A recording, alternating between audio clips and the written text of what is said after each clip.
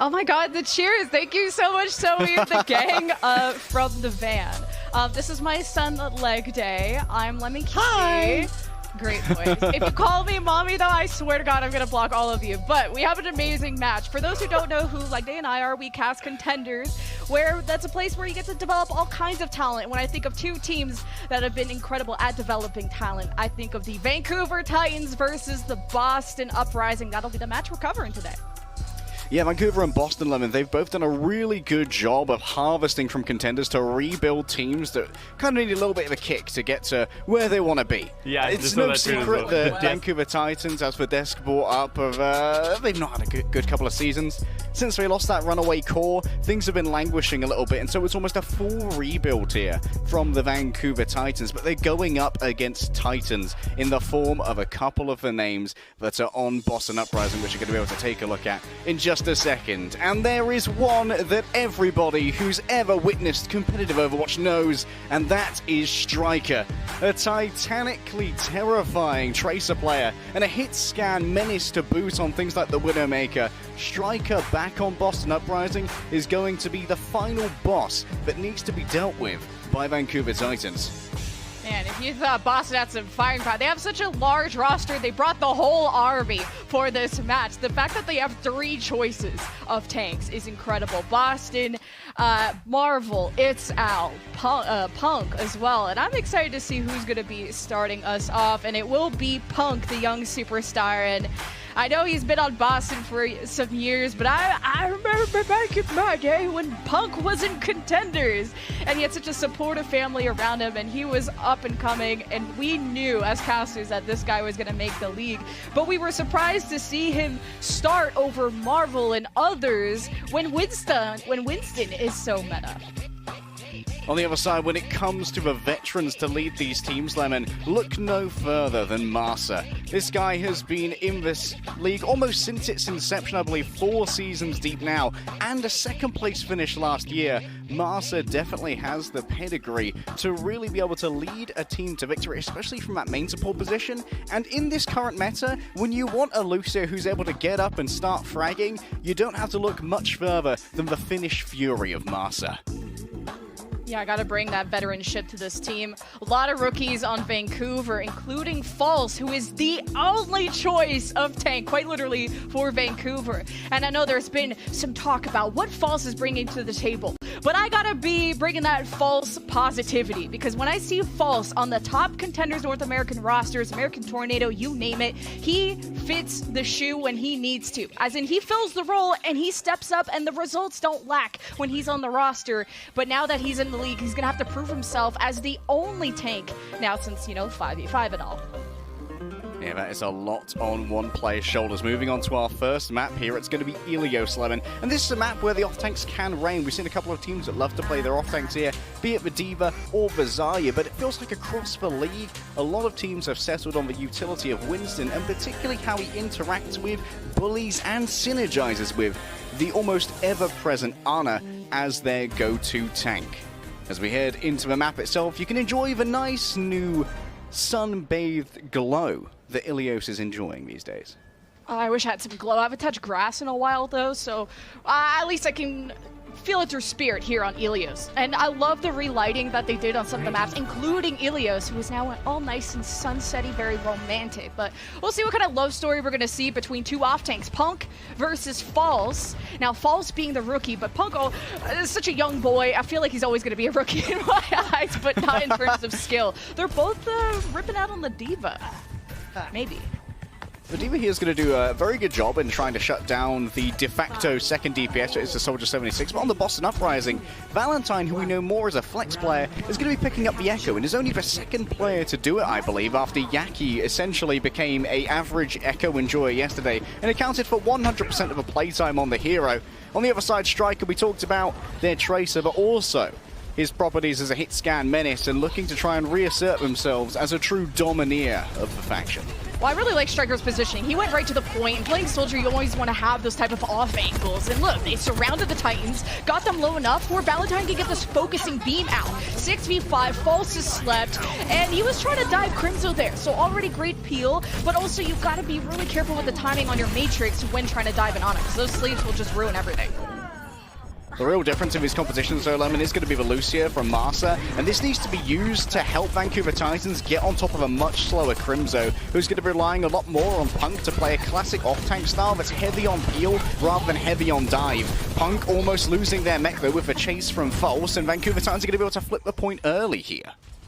Yeah, Boston just wanting to recuperate, and the point is really exposed, so I understand with the preference around holding the high ground. So we'll see how they make entry as Boston already approach. It's the battle of two divas. Punk is going to try and connect there with Crimzo and even Faith for some heals, because with the old charge nerfs, it is a little more difficult to get back into Meg as it was in Overwatch 1. But point control for the Titans. Psycho slices through Crimzo, and now is trying to dash up to go after this diva, and maybe even Faith, who have to use Valkyrie for the extra mobility, is able to get that res off on the Crimzo, and that's big and important. You have so much more healing now available for Boston as a self-destruct from False, just on top of the high ground, easily dodged there by Faith.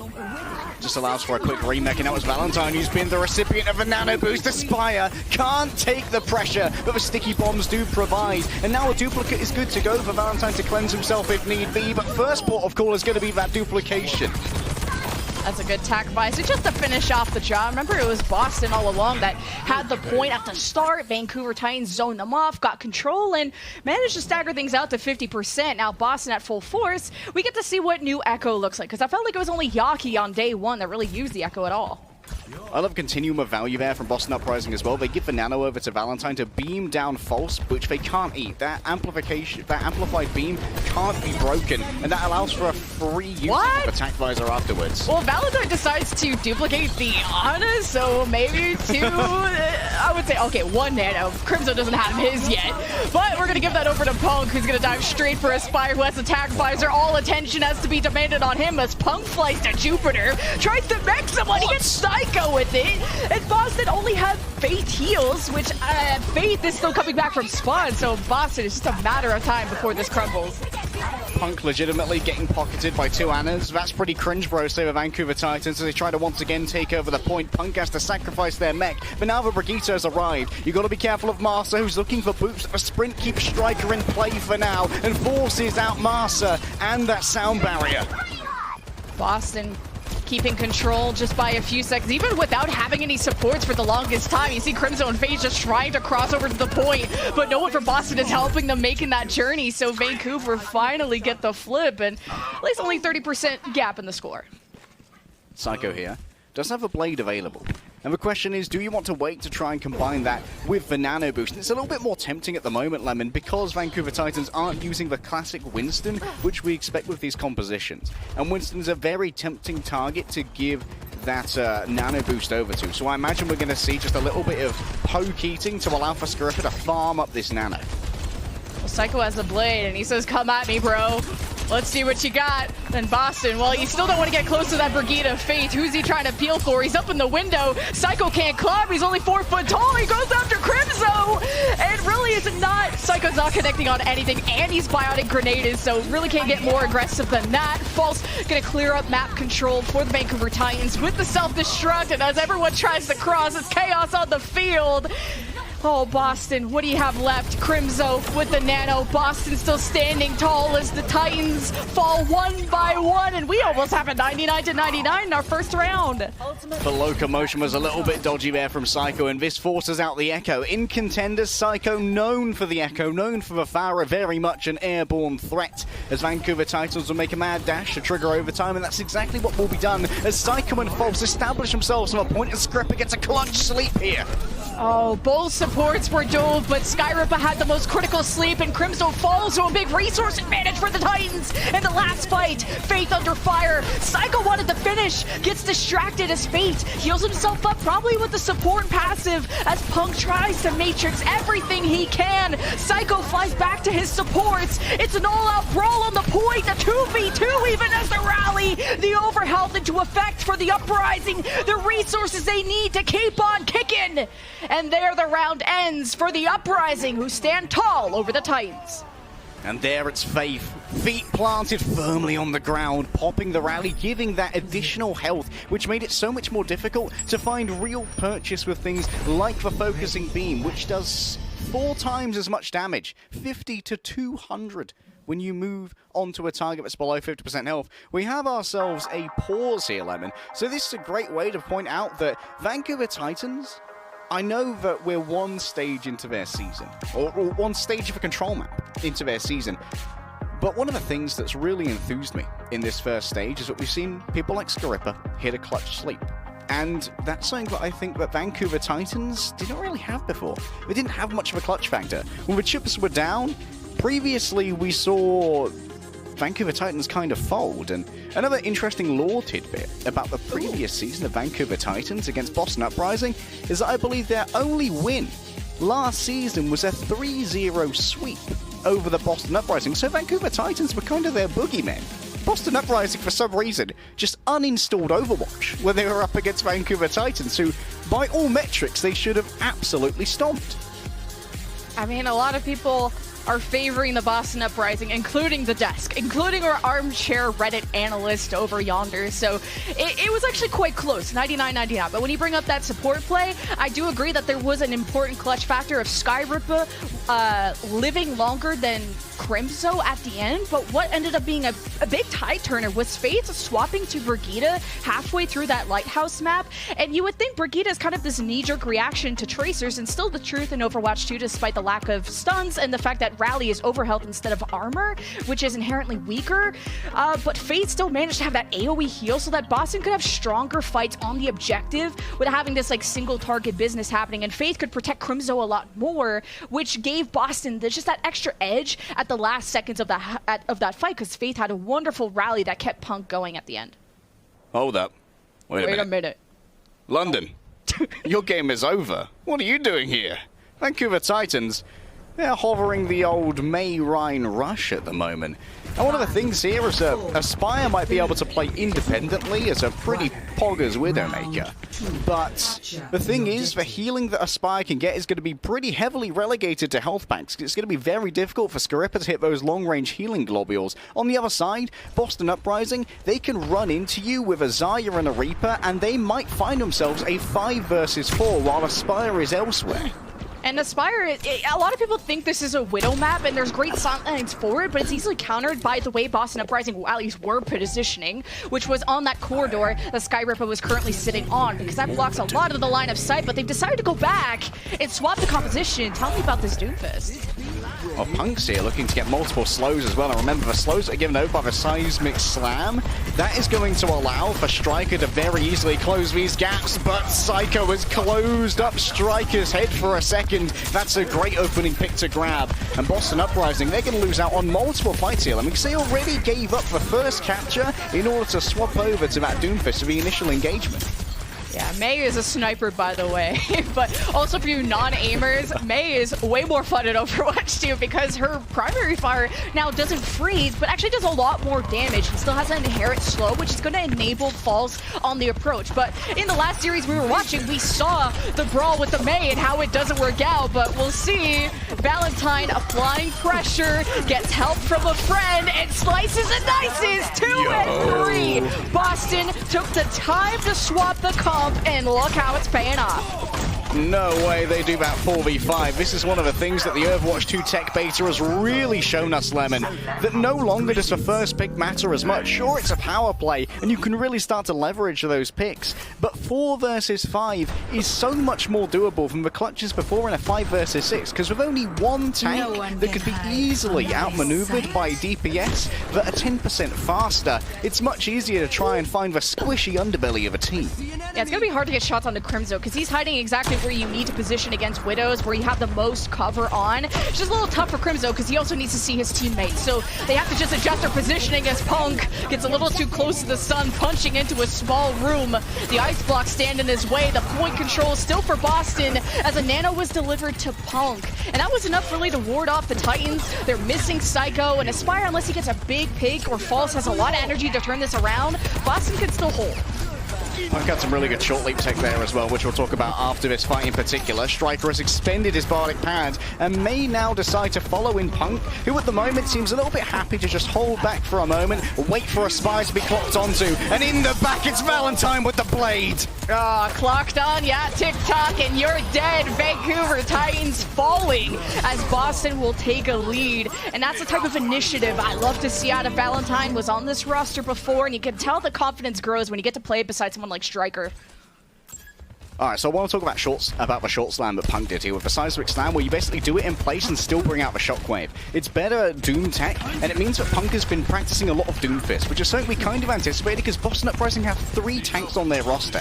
Itzal, Marvel, and Punk, so we're expecting some specialists from this team. And you're expecting a sleep when you dive in on it like that, and that's the danger of playing Doom. He's playing at an off angle, but couldn't get away from Skyripper, but look at the follow-up. As soon as Punk gets on his knees, Boston help out their buddy, and that's synergy I love to see. 94%, Boston taking a fight. You got the touch ready from Masa, but reinforcements ain't coming for a while, buddy. Good luck.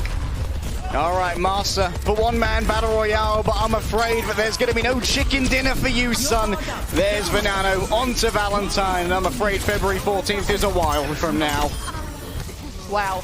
99%. Boston finishing what they started. They looked close on Lighthouse, but the compositional swap from Boston, and especially Punk stepping up to the table and learning Doomfist.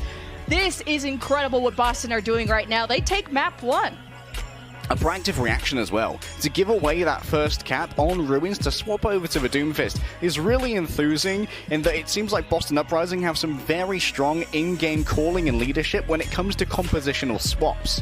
And that is something that you've got to look for in a couple of team rebuilds to make sure that they have the confidence to abandon what previously they thought would be their best chance to win the game, which, if I remember correctly, was Punk being on Zarya to try and bubble the Reaper.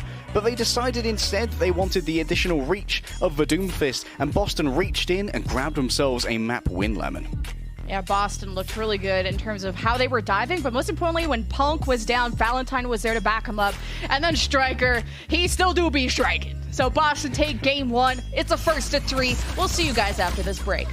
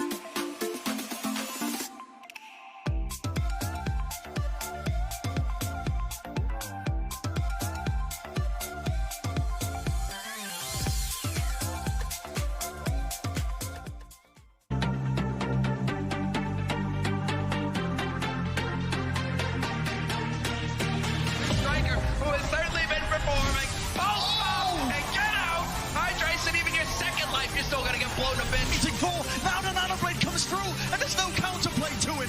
The damage is done. Valentine with 4, you've got to be kidding me. They've done it! Unbelievable! The Boston Uprising snatch victory from the jaws of defeat. But now Victoria's popping up, making 5 heads. Victoria's going absolutely insane.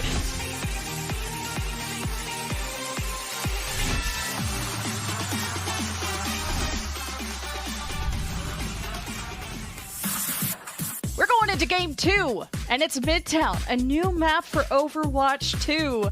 And it's still the Boston Uprising versus Vancouver Titans. If you missed our last map, Ilios was taken by Boston. And it was kind of close, and then Punk found out he could play Doomfist, so I'm really impressed.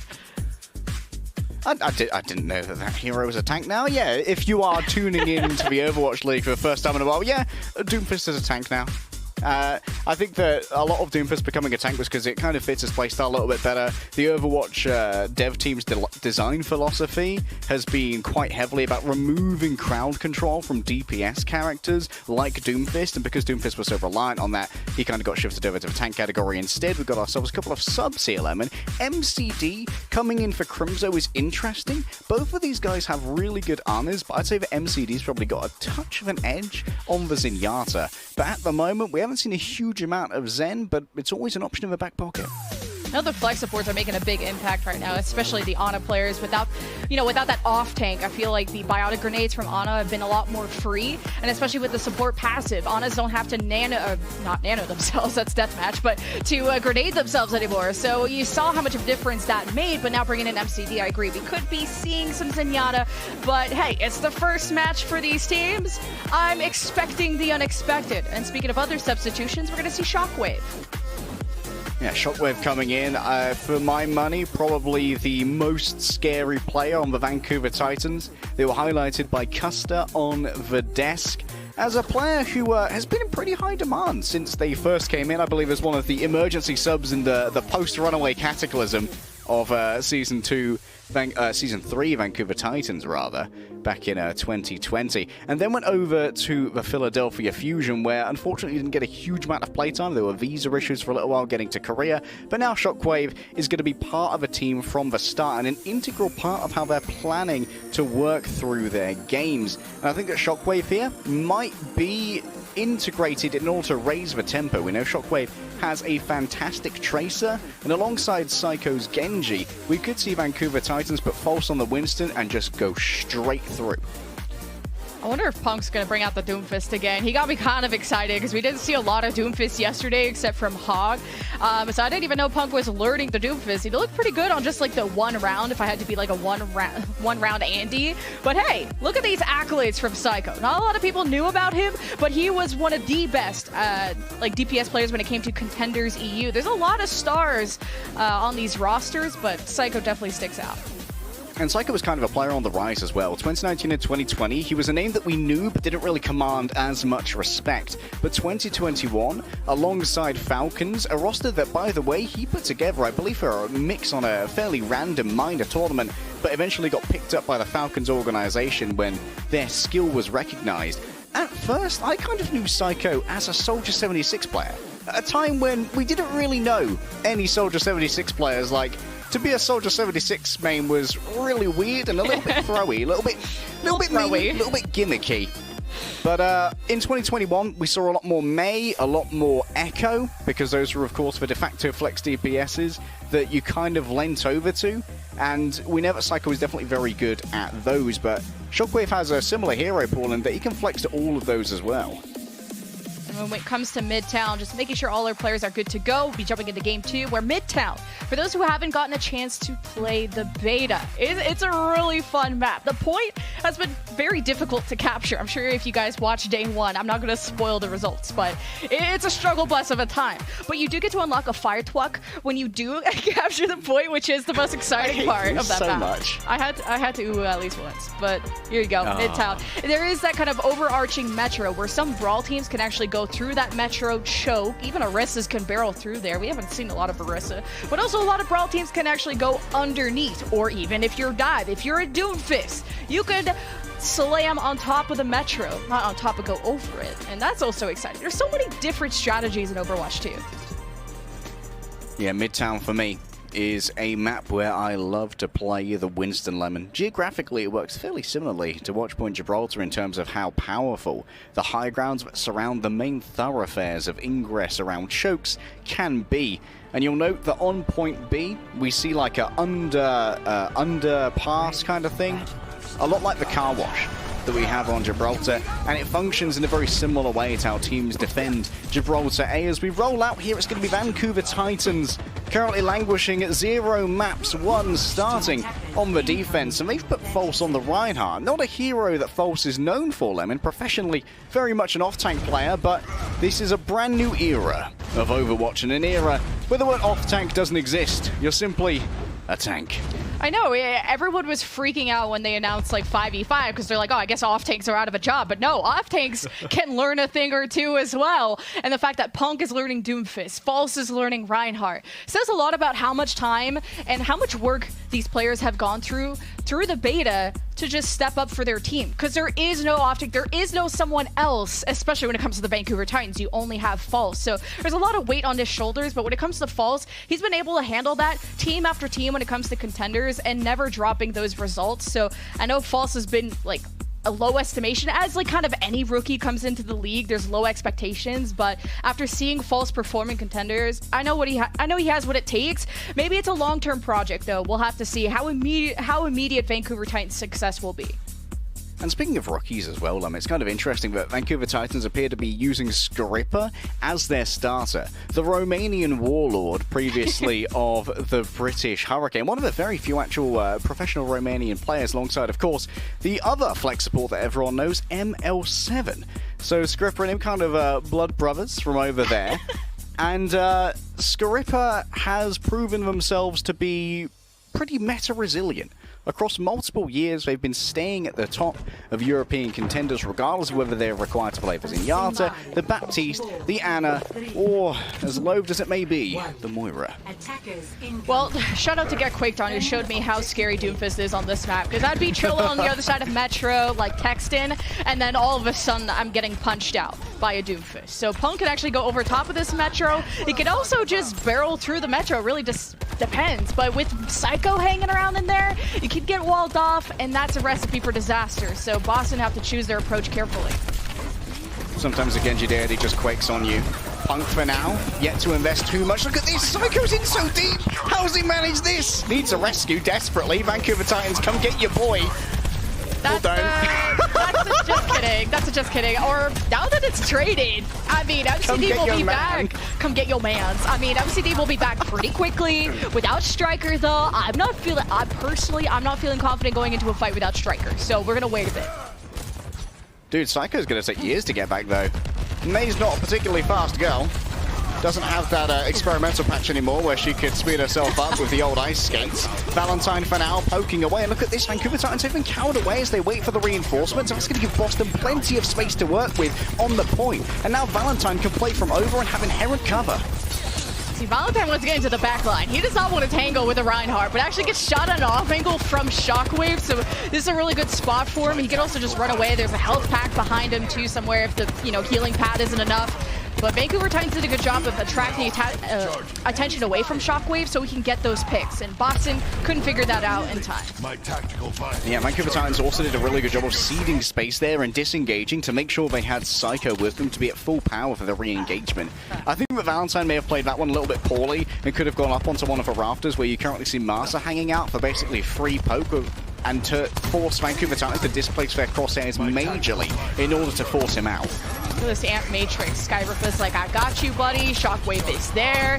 Masa's hanging around being an absolute menace. False chatting it up on the front line by himself. Boston Uprising about to walk into a wave of damage. Amp Matrix, but it's met by the blade of Valentine. He's going all the way to point B for this kill. And the job is done. Boston only have to deal with really a Lucio and a Reinhardt on the point. That's easy clap. Boston will get 5-Twuck unlocked. The thing is here, Lemon, if we think about what we said about how this map plays like Gibraltar, the geography of point B may be a lot more like Gibraltar point A, but this is just like how you attack Gibraltar second. Boston Uprising have used a huge amount of their sieging utility in both the Nano Blade and the Tactical Visor here, and this means it's going to be far more difficult to break a high ground hold from the Vancouver Titans. The question that remains, though, is where False is going to try and hold this, and he's up close and personal as any Reinhardt should be.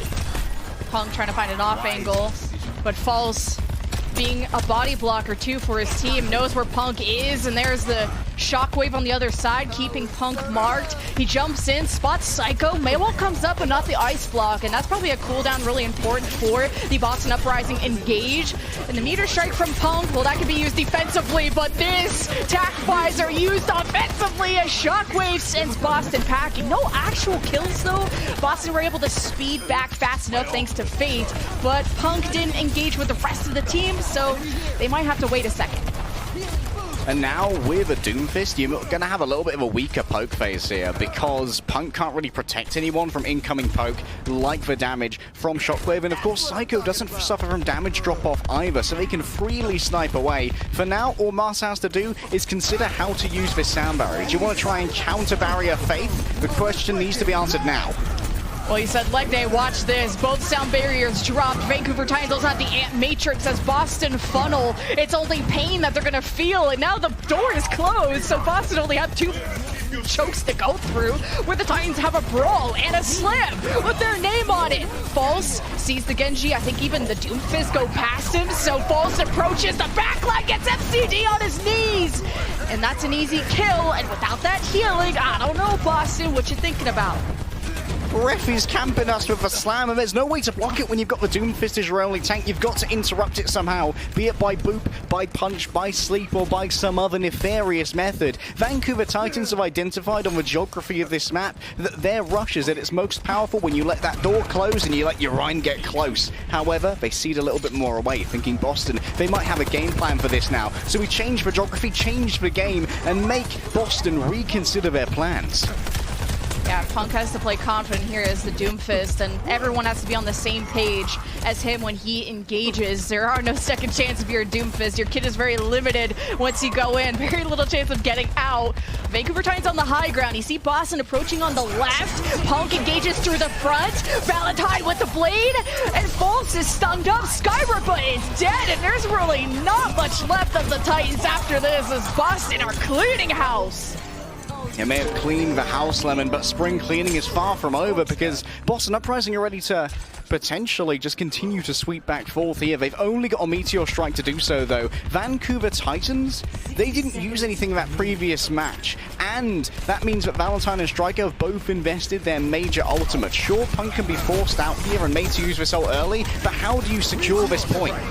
Oh, Punk, Meteor Strike right on top of them as soon as the lamp goes out, and that's been critical of Punk choosing those engagements as Shockwave lets it rip with the tac visor. Now going behind, he's going to sneak up on MCD, who's already delivered the nano, probably to Punk. Now you have very limited heals if you're the Boston attack, and 30 seconds left. The card is in deep. If you're Boston, you have to win it now. And Faith is getting pummeled. You have no healing if you're this attack. And Punk, he's getting stalled out by an ice-blocking May of Psycho, but the kills are still coming in. Striker's doing enough, and Boston actually secure point B without supports. A huge clutch there from Punk as well. They gave enough time for Valentine to back out and find themselves a Mega. There's a quick replay from Master on how they tried to control this area. But what was that? Punk is an absolute mad boy. I totally missed that too. That's crazy. Boston, though, in point C, minute 30.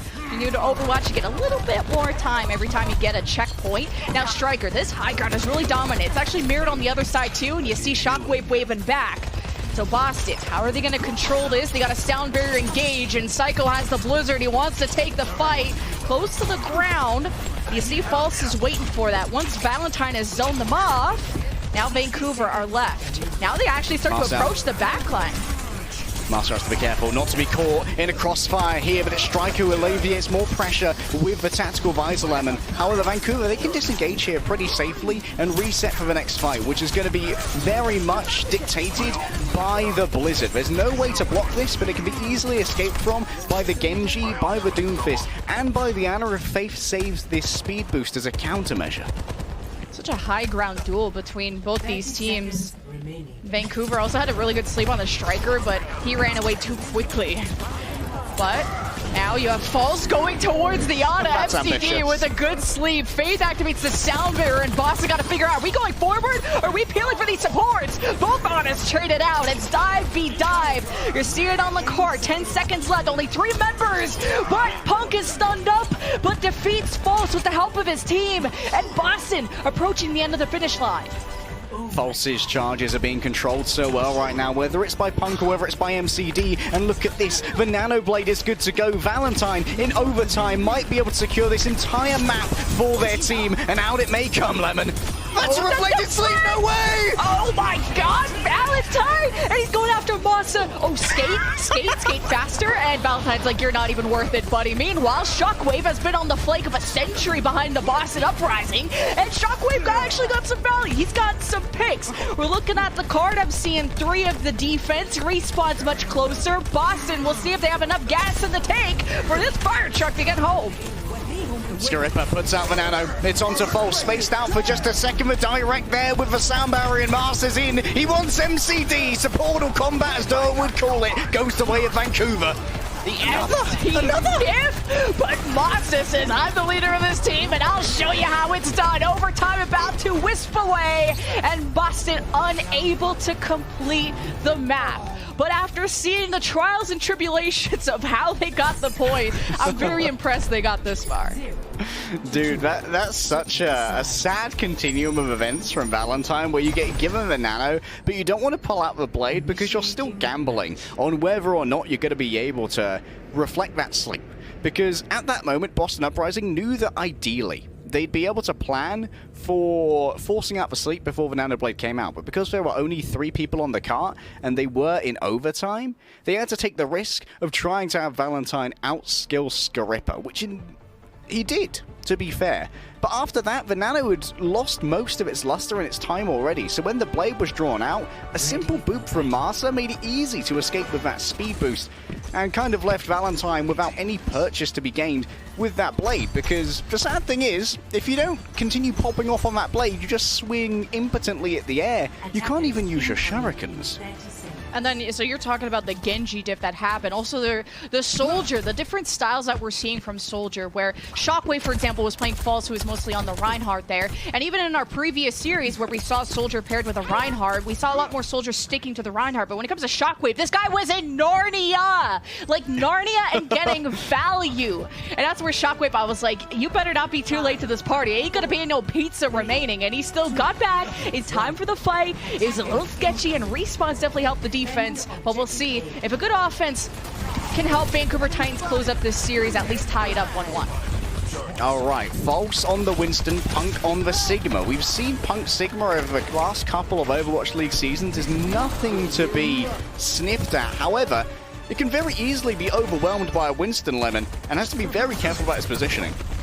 Hey, the MCD's end. We were thinking about it. We had our conspiracy theories, and there it is, the full poke comp. But with the BAP Zen, you have a lot more damage, but also a little bit less heals. You can only heal 1 person at a time if you're MCD, but at least it's going to be fun with that Amp Matrix. Amp Matrix rips out from Faith, but for now, they're holding the point, and False has to be careful because once that Discord Orb is on him, he could be bursted down quite quickly. Yeah, and it's not like there's going to be peel from a Diva either. Punk's gone too far, gets bounced there, booted out of the Immortality Field by Masa. Beautiful control from the supports, and it's Masa who just keeps on taking and taking and taking. Masa's so smart. Even when the Tracer approached him, he knew exactly where she was coming from. Shot her in the face. I've never seen a Lucio beat a Tracer before, at least not in my game. So Vancouver got a much faster point cap than Boston did. So we'll see how this pans out, because Boston got really stuck at this initial choke. So that's where Vancouver can make up some time. Yeah, and Boston here, they want a nice long fight where MCD and Faith can poke away from range and utilize the double poke supports that we saw so often during a double shield meta, allowing for that additional shield damage. But the thing is, False doesn't really care about the shield damage that much. If he hasn't killed your supports by the time his shield is broken, he's getting out anyway. Well, I care about Skyrippa and this Nano. He's locking eyes with False, all in love and stuff. Unless he wants to wait for Blade, but The Psycho's kind of far away from that. We're going to give it over to False. He needs some more love. He goes right after Punk. Immortality Field up from Fate. No one's shooting it from the Titans. Punk is living enough to get healed back up, so the Nano from on default didn't actually yield any kills. Maybe a bit of space if you squint hard enough. The Pulse is thrown from Valentine. Misses the soldier he was going after as Valentine's getting beat by Ilios. What's with Masa, man? Masa loves it. Masa is here to hunt traces and win games. And unfortunately, they're a little bit further from winning the game, Lemon. But Vancouver Titans look to be in a good position to at least try and tie this up in terms of the map, making good time thus far. Still 4 minutes on the clock, as there's going to be one more fight here on the second point of Midtown, which Boston Uprising admittedly are going to be well prepared for, with 4 ultimates, including the Gravitic Flux. Yeah, I think there was a disconnect with Titans there when Falls jumped in. I still saw 2 or 3 people on the cart in the overhead, so Falls especially learning how difficult it is to play against a Zen. You think it's an easy target to wait till he gets his kick. Wait till Zenyatta can boop you in the jaw. But Falls has Primal, so at least he's conserving that. You're lit up with ultimates like Christmas morning. Vancouver, the time is now. Masa hunting for prey. Falls Primal rages, dies in 2 seconds. Striker has the attack visor, and he's hunting down Psycho. So Vancouver, they got separated away from the flock there. 1000 HP means nothing to Striker. He's carved through millions in his time in competitive Overwatch.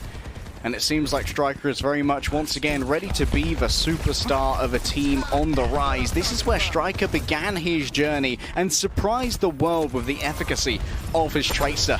But now instead it's for Soldier 76 and the other hit scans, the wider hero pool that we asked of Striker, which is really paying dividends. Vancouver now ready with a blade, almost a nano blade at that fact, but you're still going up against both an Immortality and a Trance.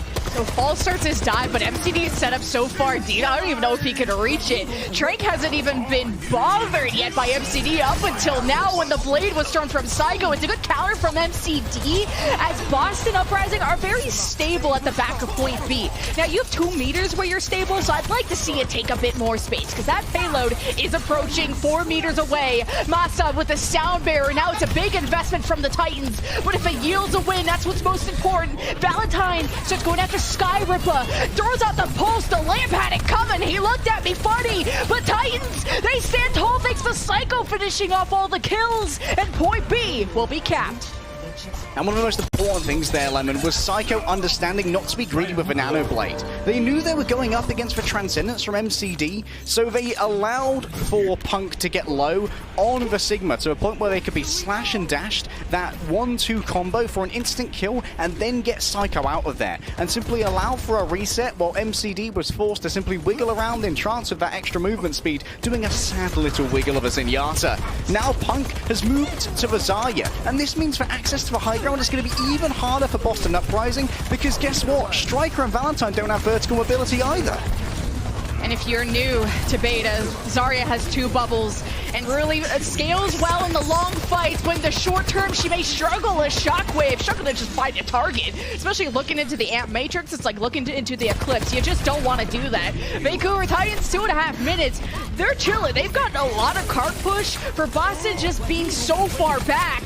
Now the Nano delivered. Falls, paving the way. The red carpet made from blood. He goes after MCD. And Striker is next. Finish off by Shockwave. You're not even allowed to go home, buddy. The tickets are sold out. Vancouver Titans are just rolling right now. And if they get more than just a little bit of distance here, Lemon, it's going to be 1-2-1. As Boston Uprising are nowhere to be seen, and that is going to be a completion from Vancouver Titans.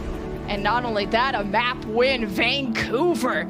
That is a good-looking dive if I've ever seen one. And I was wondering, we got the diva at the start from False. Okay, go back to the tried and true. Go back to what you're known for. And then we saw some Ryan. I was like, oh boy, I gotta see this one. And it's not even because of False. It's because I saw a Ryan brawl in our last series, and I was like, this is ugly. This is ugly to look at. And then the adaptations were happening, and Vancouver Titans took so much space on point C that really Boston had nothing to work with. Yeah, Vancouver Titans did a really good job there of just embracing the Winston. I know that Midtown, it's a little bit cliche to say, but Winston is so good here, and to leave Winston on the table is not ideal. And also, I know that you're trying to be cute with the old double flex support lineup that we saw. Well, it was rumored for a while, right? Everyone was like, oh, Overwatch 2 is going to be all about the double flex support, but it simply ain't as good as Diana, and Scarippa came up huge. But can they maintain that course? You'll have to find out after this break.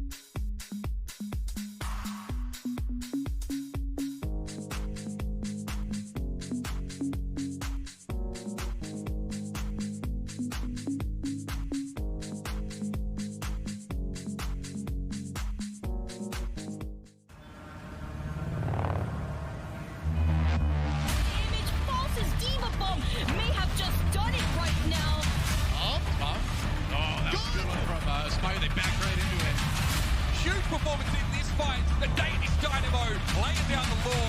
Looking for it. Psycho's got another pull from to try and win it, and Anna gets taken down. Rotation to deploy for WGS Phoenix, winning the fight. Saved by Aztec. Oh, even Skyle instantly deleted. Oh my goodness. The old bait and switch, huh?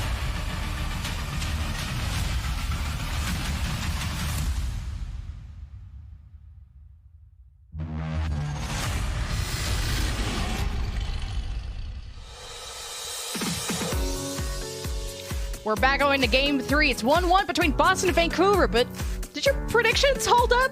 Yeah, Overwatch League Pick'em is back and better than ever. Be sure to get your picks every week during the kickoff Clash qualifiers to win cash and prizes like Overwatch League tokens. So you can get that cool Lucio emote where everyone dances around you. It's really awesome. And this year, you can make your picks on the Overwatch League mobile app, so you can stay in bed and still be wrong.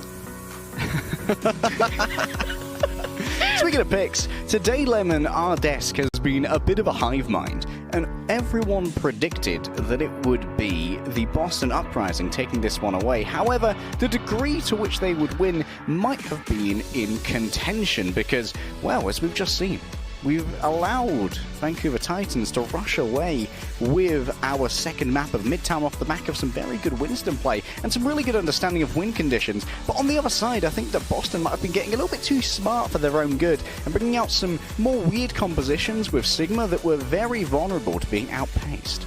Well, Boston Uprising showing their versatility when it comes to Punk of Sigma, Doomfist. I mean, what can this guy not do, including the Diva?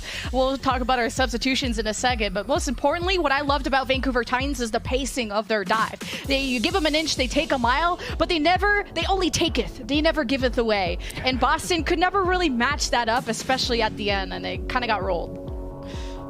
Yeah, I think that the sort of Azaya was a little bit ill-informed, especially with the lack of access to a high ground as well. We saw an interesting continuum of play where Shockwave went for a 1 versus 2 against 2 people who had to come and push him up on the high ground, both for DPS, and that meant False was absolutely free. But now we've got to talk about different DPS, because we've got a bunch of subs coming through, Lemon, and this is definitely because of a map that we're going to be going to, which is Circuit Royale. And it feels like at the moment, the understanding of Circuit Royale is very much that this is a sniper's paradise. The Widowmakers do incredibly well here, and that's why we're seeing Victoria and Aspire come in. Because I know those of you who've been long-time watchers of the Overwatch League certainly noticed Mr. 14-day contract Aspire over on the Toronto Defiant, maybe extending his contract indefinitely after a surprise performance filling in for someone who I believe was ill and shocking the world with the accuracy of their hit scan. And I know Aztec is part of the conversation of someone who is not a sleeping giant from the Toronto Defiant days, now finding his way to the Vancouver Titans and hoping to really prove that he is an incredible support player. And lots of substitutions, but we were talking during the break, how weird is it that Shockwave is not in on a Widow map? Because I thought he's one of my favorite Widows on this team. Yeah, Shockwave is a really good Widow, but I think at this point when we're looking at newer maps, some of these Widows are doing a really good job of kind of scouting out their spots with their jump shots and knowing exactly where they should be pre-aiming and really nailing down the crosshair placement, and that's why we're seeing specialist flick scans like Aspire be brought in. On the other side, Victoria, who's been brought in for this one, Lemon, we know that Uprising Academy were a team that was built different in North American contenders. They made America dive again, but when they weren't forcing Itzal to be the dive king, they were resting on their laurels and allowing Victoria, often with a pocketed Ash, to farm up contenders. And despite, having so many substitutions of tanks, Boston have never changed up Punk. The young guy lives on and on. And I'm excited to see how versatile he was. Now, he kind of got run over on the Sigma and the Zarya, but that's more of a pacing lesson that we have to learn. And Sigma can't be run on, and neither can Zarya. So I'm wondering, is Punk going to want to match that? But now that we're on a Widow map, this is where Sigma, I think, is going to find a lot more value because of the versatility of just being able to replace your shield in the lines of sight, getting in the way, essentially, of the Widowmaker's vision. Yeah, like the Sigmas exist here to cyberbully the Widowmaker. Yes. They're like, oh, I've got myself an act. No, you don't. I love that. No. Leave this place. You are unwelcome, French lady. The Dutch scientist said so. And our secondary DPSs here are going to be the Genjis, looking for some finishing power here potentially, especially if we see some semi-charged headshots as well. There might be some calls of X is dashable and then moving in to try and punish that. The main difference here is going to be in the secondary support. Both teams believe in the value of the long-range poke that the Zenyatta brings alongside the Discord Orb, but Faith wants to be a little bit more defensively minded here with the Brigitte to bodyguard MCD, whereas Marsa is all about raw healing to keep False alive. Aspire, no peekaboo challenge with Aspire. I mean, he's seen some ghosts jump over that building, so he was ready. Now, this top left high ground is something the offense, mainly Vancouver Titans, want to have control of, either for Psycho or Aspire, who could see the entire road. But Victoria's gonna have a lot more choice of positions to take on the Widow. It's really about how do you get around this false shield, which has been kind of annoying. And that's where shield management's really important for False and Punk as they battle it out. You see the Discord orbs are actually placed on False and Punk respectively. So, wow, I did not know there was a third sniper in here. MCD, wow.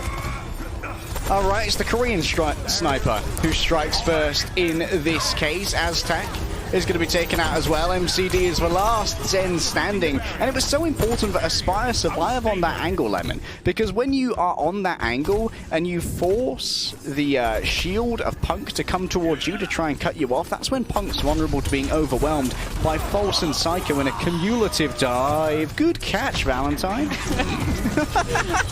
You always say good catch, idiot, every time I bring a pulse bomb to you. Like he's never grateful for anything I do for him. Good catch, moron. Amp Matrix at the ready, but Boston Uprising want a big ol' hug. Transcendence, the saving grace from MCD to help Punk get back up to full as Victoria. He's taking pot shots at the lamp that was placed, and now Boston are kind of looking at this backline funny, and Psycho has a blade. He's gonna go tango with MCD. There's a reason this guy's in the lineup. His Zen is ridiculous, and I'll allow him to die there because he's been fragging out. The headshots are strong, but unfortunately the blade is not stronger. False now trying to bully Punk out of his position, but look at how close Faith is getting, managing to slap their way through the eat, and now it's going to be a blade in the back lines, and Valentine forced to flee away by Aztec and their Transcendence. I love them zoning blades. But you know what it's I a also Transforce blade. You know what I also love? Blades where the Genji lives. I think, you know, there's a silver lining to all of this. Namely also Vancouver Titans getting out of their spawn. I mean, that was a lot of time gone. All I want is for the Genjis to be okay, Lemon. That's all I wish for. Aspire and Victoria will be able to match each other in the infra sites here, so there will be no secrets between the teams, and there they are, locked in sync. False can be the real decision maker here as we head in towards the last phase of the Vancouver Titans attack with this Gravitic Flux. Valentine's playing with fire. He knows infra sight is up, and he's still just, you can't get me, you can't get my head, oh, I'm deflecting. And this has just been a 1v1 that will never end. Meanwhile, Victoria's up on the high ground highway there, and Aspire has some good cover, but Gravitic Flux lifts up two. Falls clearing the way. Punk is very low, but Faith has Inspire up, MCD has the orb on Punk too, so it's really tough for Boston to finish off these kills, and they're low themselves. A Psycho goes and swipes left on both Valentine and Punk, and Vancouver will be capping B. Valentine there had to go super aggressive to try and find some kind of clutch maneuver to rescue a fight after Punk was simply pressured out too far. And the unfortunate thing there is that it was kind of a no-win scenario for Punk because of the geometry of that final part of the payload's path on point A, Lemon. Punk couldn't utilize any physical cover once Vancouver Titans took control of the fashion shop, and that's exactly what they did. They reigned supreme and they were Gucci, baby. I like that you call it fashion shop. T-shirt, I have T-shirt, they're in T-shirt, like, I don't know, it just doesn't... Are there shoes here? Shoes. You guys got shoes? Oh my god, shoes. But Titans, well, not only do they have shoes on, well, minus the Sigma, the Masa's an Amp Matrix, but Psycho just got his world rocked, not in a fun way, and Titans, we'll see what they want to do without him. Now in a 5v5, he can still pull off a 4v4. Now let's see if they have the damage of what anything left in them. Gravitic Flux, that'll end things, especially without Masa there. Aztec only just got Transcendence now, and 3 seconds earlier, that could have been a good counter to the Grav Flux. And now this is a difficult area to break, Lemon. The exits from the spawn are supremely limited, and Valentine has the timing in mind, but may have gone a touch too far here. Can retreat back into an immortality field if they want to, and anyone from Vancouver Titans who dares show their face is instantly rebuffed and disintegrated. And now, how do you break out of this lovely warm hearth and home that you've generated for yourself on second? I have never seen a spawn hold here, and I don't think Vancouver Titans are enjoying it. Should have seen the old spawn. There's something about just, you know, if I'm going to be stuck in any spawn room, it's got to be the first one. But man, that's all the ults unleashing for the Titans. Amp Matrix, Gravitic Flux. Uprising don't have any supports. FCD didn't even have time to use the Transcendence. I'm sure he would have wished to. But Titans, well, they get to actually go back to cart. But Uprising should be back to contest for point B. And you got to remember here that Psycho doesn't have a nano to try and reinforce the blade. There's actually nothing to make it do more damage. No supercharger, no damage boost, only the Discord Orb. So Aztec might actually have to take a more aggressive position here in order to lay down Discord Orbs in an advanced dive position that Psycho might take with the blade. And that could be easily punished by Victoria. Oh, here's Widow on easy mode. In for sights up. Faith is like, you know what? No. But I'm going to put this cardboard shield in front of you and see how many shots you take. And there's been so much baiting towards Aspire of just peeking and then hiding again. So it's a zoning ability, by the way. Titans getting closer to point B. 30 seconds left. The best fight they have is right here and right now. Blade v Blade. Valentine versus Psycho. Valentine really hesitating. And you got the Transcendence from MCD also to negate with Psycho. So really, both teams at a standstill. But mainly, you don't have False, you don't have Masa. Without those guys, I wouldn't have hope either.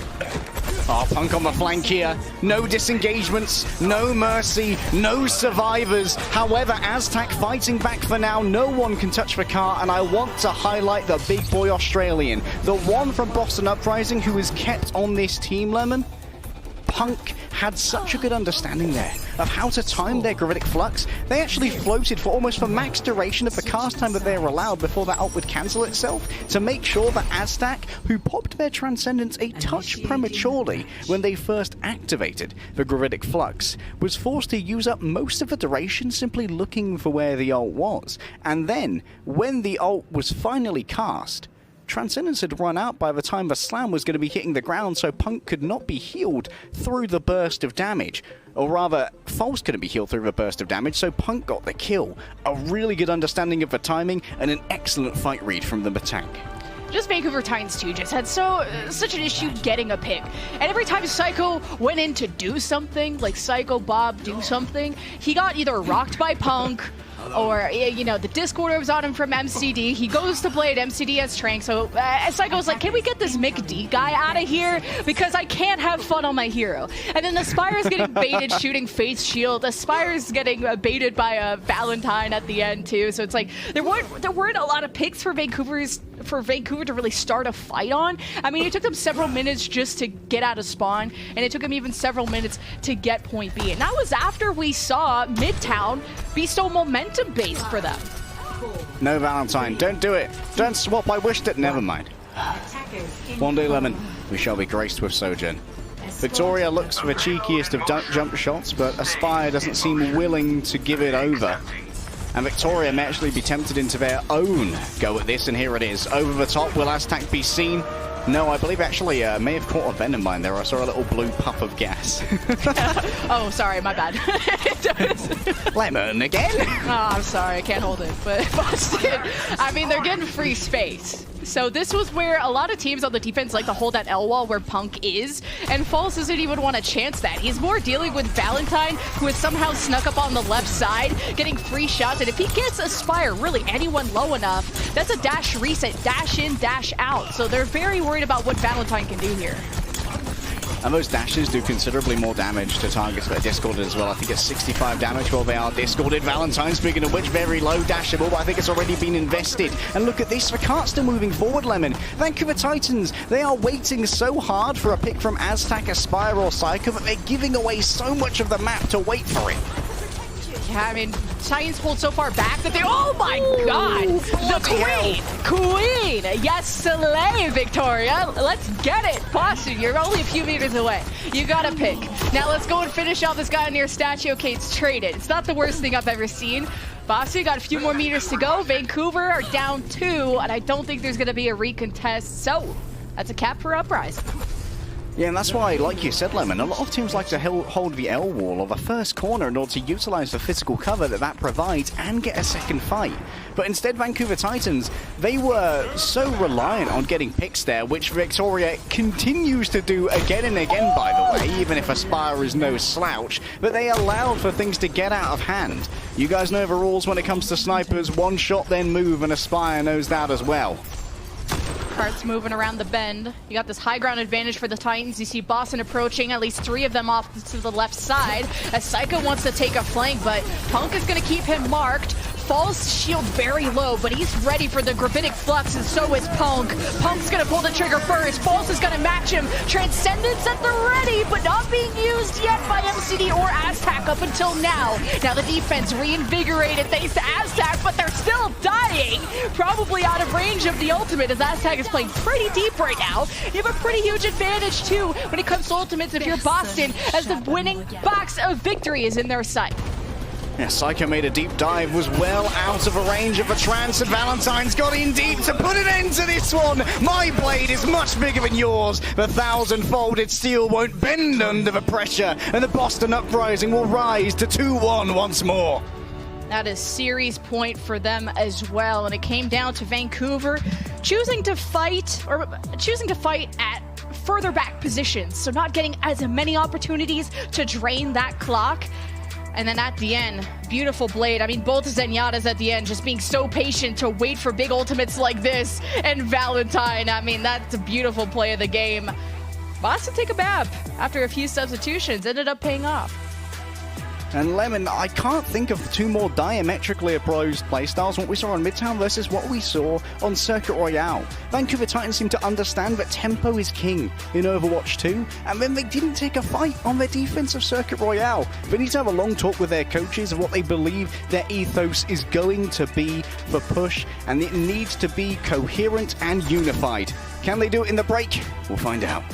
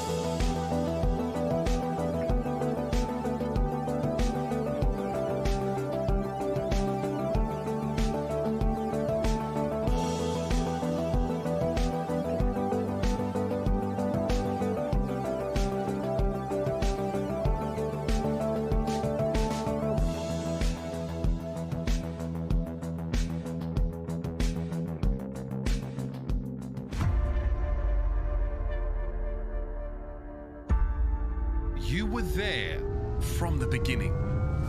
Planet going crazy. Gets it, that's 4 kills.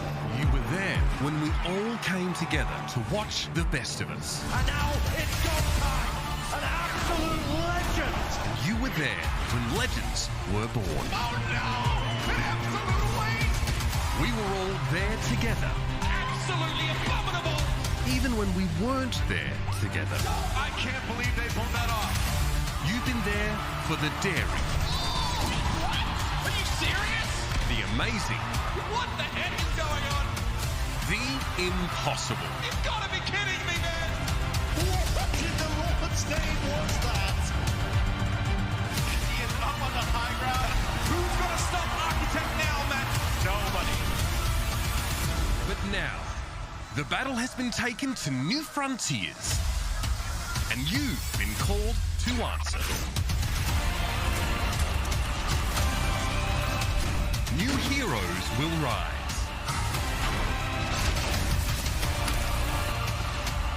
New arenas will emerge. New legacies will be formed. Will you be there?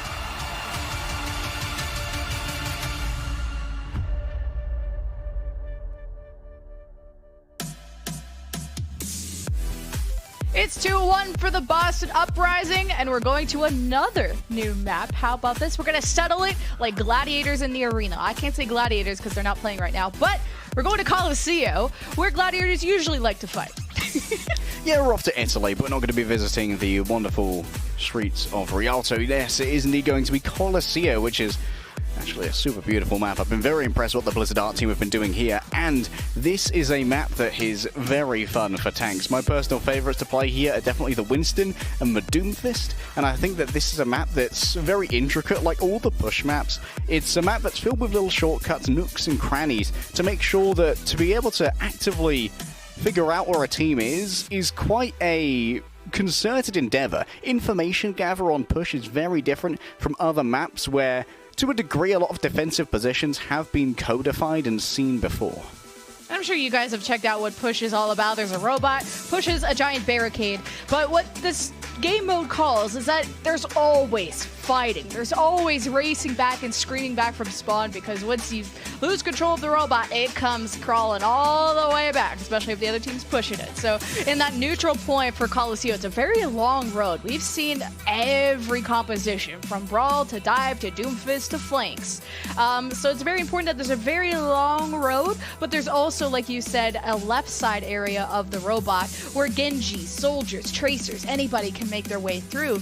Speaking of very versatile tanks, Punk has been, talked about the Sigma, the Diva, the Doomfist he's played, and False has even shown off some Winston, Rhine, amongst other things, even the Diva. So I'm really wondering what styles our teams are starting to lock themselves into. I think to a degree we expected a variety from False, right? Because while False was a off-tank by trade in the 6 versus 6 era, Punk was one of only 3 tanks. Well, 3, that's a lot of tanks. That's a lot of tanks that Boston Uprising have, and there are 3 of them. And Punk is managing to stay in and stay relevant on a huge amount of different compositions. We've got ourselves a couple of substitutions that are going to be coming in. Crimzo is going to be coming in for MCD. And I had to talk to our stats guys in the break, because I was wondering what the trans diff was, because I felt like MCD was getting a lot more value out of that ult compared to Aztec when we bought in for Zenyatta specialists, and MCD was getting 50% more healing per Transcendence than their counterparts. So that really shows how much more value and how good the decision making was from MCD that allowed Boston to take Circuit Royale. And Boston also made players like Psycho look bad on the Genji. And I mean, Psycho did his best, but the accretions from Pung to the MCD Transcendence, name the counter, Psycho faced all of it. And then through the Widow v Widow, just looking through the stats, not a huge difference, but rather which fights did one Widow pop off over the other. We finally enter Colosseo. It's potentially our final map between Boston and Vancouver. But Vancouver, it's not a 3-0. There's still a chance for them to force a game 5. So believers, breadstick lovers, rise up. The Pick'em Stonks certainly thought that Boston Uprising was going to be having an easy time in this game. The Vancouver Titans have proven that they are not out to once again be humiliated for an entire season. They'd like to wipe Season 4 2021 from their memory entirely. The Breadstick Bowl will stick in my mind for a long time as the only game that London Spitfire won, and these are two teams, both of whom have played today, that are really looking to get out from under the shadow of the last season we had in 6v6. Punk is once again showing off the Doomfist, and I would love it if this is real, because like I said at the beginning, the best tanks I think here are the Winston and the Doomfist, especially because the Seismic Slam area of effect is just about perfect with the robot's initial lane. And a silly goofy fact about that robot is that you only need one person to push it. It doesn't go faster if you stack more bodies onto it. The robot be doing his best. So that's when you can see some distance between the backline and the front line because of that, and that's where Punk can maybe take advantage of that. Now Punk, already playing this off angle, has spotted someone behind them. Is that, yeah, Shockwave's running away, and that's what he needs to do, is stay undetected and pinch at the moment that Titans are ready. As the engage starts from Boston on a good sleep from Crimzo, and that's a first pick from Psycho as False continues to apply pressure to Punk, especially because he's low. Usually False wants to go after the backline, but Punk got all of that love, and not the kind he wanted. Great finish from Psycho.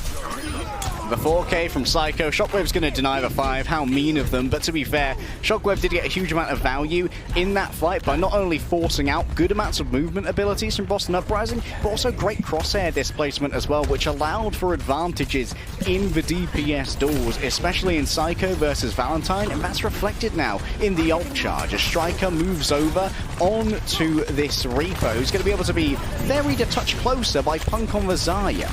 Oh, I love this Reaper Zarya business. You're going to try and bubble Striker or Valentine, but if Punk continues to play so selflessly, then what's going to be left of him, huh? But Vancouver Titans, they've already nanoed Psycho, who's bioed right now, an anti-yield, 62 HP. He wants none of that smoke.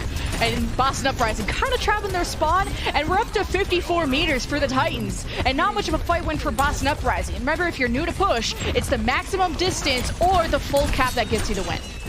Psycho identified here. Vanano given on over to Punk. Look at him glow like a Christmas tree, man. Welcome to the microwave, Scarippa. Toasted like Tootsie Rolls. And Punk grabs himself a double. And just shy of a checkpoint here, Lemon. The bot will be turned around and the barricade stopped in its tracks. And I like that Punk is on the Zarya here because there is a lot of fighting on a push game mode like this, so he can be constantly generating energy and becomes the third DPS when you're at that 100 energy Zarya. But Titans have to be very careful on when to call those bubbles. If 2 bubbles have been used and they're able to identify that, that's the moment to engage onto someone like Punk. Now you have the flank again from Shockwave. He's going to try and run away. Valentine applies the pressure while Psycho brings out the blade, but it's countered by the Sound Barrier of Face, so there's not really much Psycho can do, and hopefully dodge this L that Striker wants to deliver to him. The Wraith has been used, the bubble given over to Striker, and that's where Vancouver Titans, once that Wraith is also used by the Reaper, that's an important cooldown to engage on. Meanwhile, you got the grab being thrown from Punk, gets up to 100 energy, but it's Shockwave with the Sound Barrier plus Task Visor. That is the real threat on the field. However, now there's no Sound Barrier to deal with Valentine's Blade in the forthcoming battle.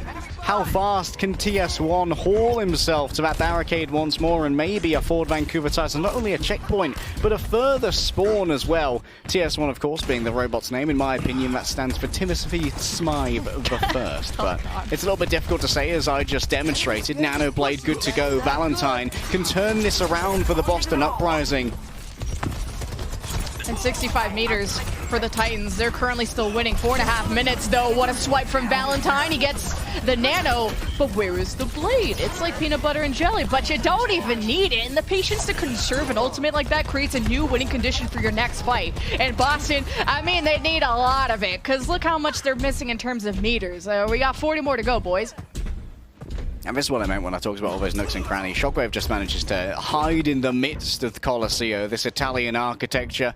Got plenty of hiding spots, and I think that Striker's going to be seen here as they try and disengage. If no Wraithform can be forced out here, Striker's going to be super vulnerable to being dove by False, especially if False gets nanoed. Valentine brings out the blade, goes after the supports, and they are Dunskies. Vancouver Titans, they got no healing, they got no hope. But speaking of that Reaper that you brought up, it's going to be about the Genji applying that pressure, because a Shockwave. I mean, he's going to go uncontested, and the Reaper can only go close range. And wow, I guess Shockwave Tech Visor. He thought he had that. He ain't got that, Lemon. He ain't got that. And now Mars is just looking to try and stop the bot as it stands, but that's a major offensive tool that Shockwave had that would have outpaced 5th generation of the sound barrier, which is no longer going to be available. Now we've got to look out for Striker. The usage of the Death Blossom here is going to be incredibly important when there's nothing that can really eat it. Maybe False can bat it away with a Primal Rage, but that's about it. I don't think he wants to get close to the Death Blossom. I mean, Psycho will have to deflect it. You got a Psycho Blade, get countered by the Barrier of Faith. As Boston hope to just keep up this momentum, they got the robot pushed in, and now the Titans are exhausted of ultimates. This is the year of the Uprising. They need to get up there, and that's where you can have the Striker Death Blossom, maybe stagger some people out. He just got nanoed, but doesn't want to go too deep because those are the enemy spawns over there, and Striker ain't feeling that confident. That nano was to try and purchase a little bit of bot push now because it's so close between these two, Lemon. That's a huge grab, and do you spin into it is the question. Big grab, but how did Crypto die through all of that? Maybe trying to get a little close to throw Assassinated? a bionic grenaded? I don't know, but yeah, that's a grab that your team took an L on, and now Punk is trying to be aggro without Crimso, and it's just not going to work out. So this fight loss is going to hurt. Boston to have a lead by only 8 meters, but Titans should be able to make that up. Should be able to, but they still are going to have to win a fight here, Lemon, in order to purchase that. And Striker's still holding on to this Death Blossom. And I wonder if we're kind of seeing a Death Blossom being used like EMP used to, where it's the implication, the threat of the Death Blossom that means more to keep Marsa from using this sound barrier in a position where it would save someone from a more vanilla dive. Well, Striker just TP'd in the backline, received the bubble from Punk, and he's, I guess, trying to go after Masa's Sky Ripper, and maybe even just put enough damage into False, and he does turn around to do so, but Shockwave has better range than Striker does, and as long as Shockwave keeps his eyes on Striker, this is going to be a rough comp for Boston, but Titans seem to be winning right now, and winning even more. That they got attack visor, all the supports, but wow, that's a swipe on the Shockwave. And you can see that Marsa still doesn't want to use this sound barrier, even at the most dire of times. And now there's only a minute left. TS1 begins to move, but these are scrappy fights from Vancouver Titans, where they are desperately trying to find the cleanliness of a win so that they can get this second one on top of the objective and finally outpace the distance that Boston Uprising have managed and extend this series to a 5th and final map. To do that, though, Lemon, they've got to contend with the power of anime and love in Valentine's Nanoblade. Well, Punk ain't here, so no anime to be had. Oh, Crimso? Did that nano even get delivered? I don't know, because I'm looking at Valentine this whole time. Valentine, okay, he did get the nano, but he didn't blade, but at least he got the sound barrier from Masa out. This is so incredibly scrappy. But 0.4 meters is all it's going to be take, or 0.8 meters, I should say, for Boston as Vancouver are approaching to maximize that distance. Keep an eye on that. Forward spawns activated. We have a tie. If this moves forward, then it's going to be all Vancouver Titans. Yes, this map is almost in their hands. All they need to do is get Boston Uprising off of the cart, and Valentine's going to have to reach it with the blade first. Is anyone even touching? Yes, it's Punk who makes it there with a sound barrier as well, Lemon.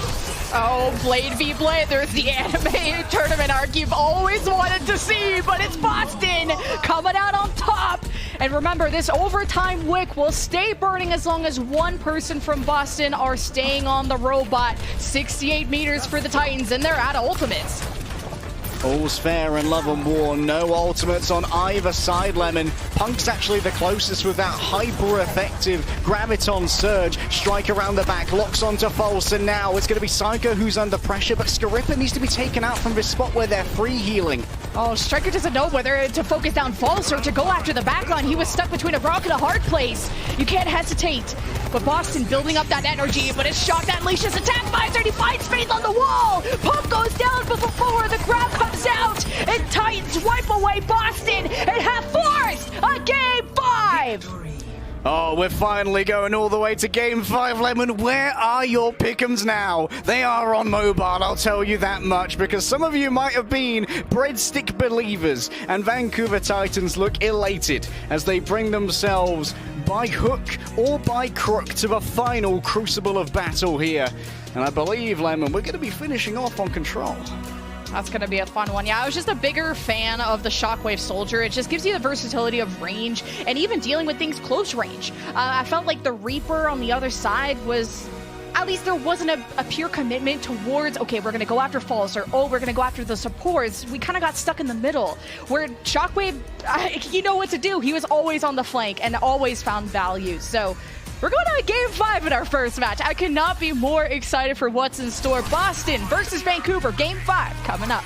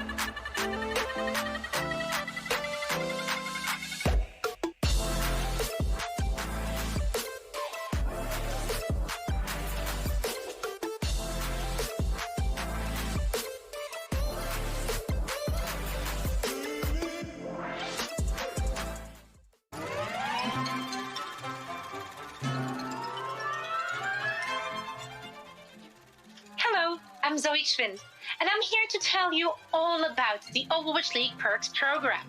The Overwatch League Perks program is an essential part of being an Overwatch League fan. As a fan of your favorite team, it is your duty to watch each week as your squad fights for honor and brings home the W. But your loyalty won't go unrewarded, of course. You will earn League tokens while you cheer on your brave teams in blue or green or red or pink or orange. You know, they're all of your team colors, but they look black and white right now. Link your Battle.net with your YouTube account in order to earn League tokens, Overwatch League skins, and so much more. Overwatch League perks, sign up today.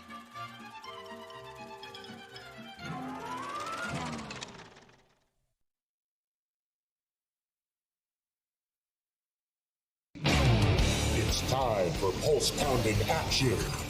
It's time for gear-grinding gaming. It's time for Overwatch League Season 5. Come on down to youtube.com/Overwatch League for all of the brand spanking new Overwatch 2 action. And this time, it's a whole new way to play. 5 season, 5v5, only $5. Just kidding, it's free. You'll see Sojourn, Tank Doomfist, Bastion with a hack. Hey kids, do try this at home. And now, for a limited time only, you can get in on the Overwatch 2 PvP beta action yourself with beta codes, beta codes, beta codes. This season, on opening weekend and select matches, we're giving away 1,500 beta codes to the Overwatch 2 PvP beta per hour. Make sure your YouTube account is connected to your Battle.net account and glue your eyeballs to your screens so you don't miss out on all of the hard-hitting action. 5th season, Bastion with a hack, beta codes. Tune in to the Overwatch League for your chance to get access to the Overwatch 2 PvP beta.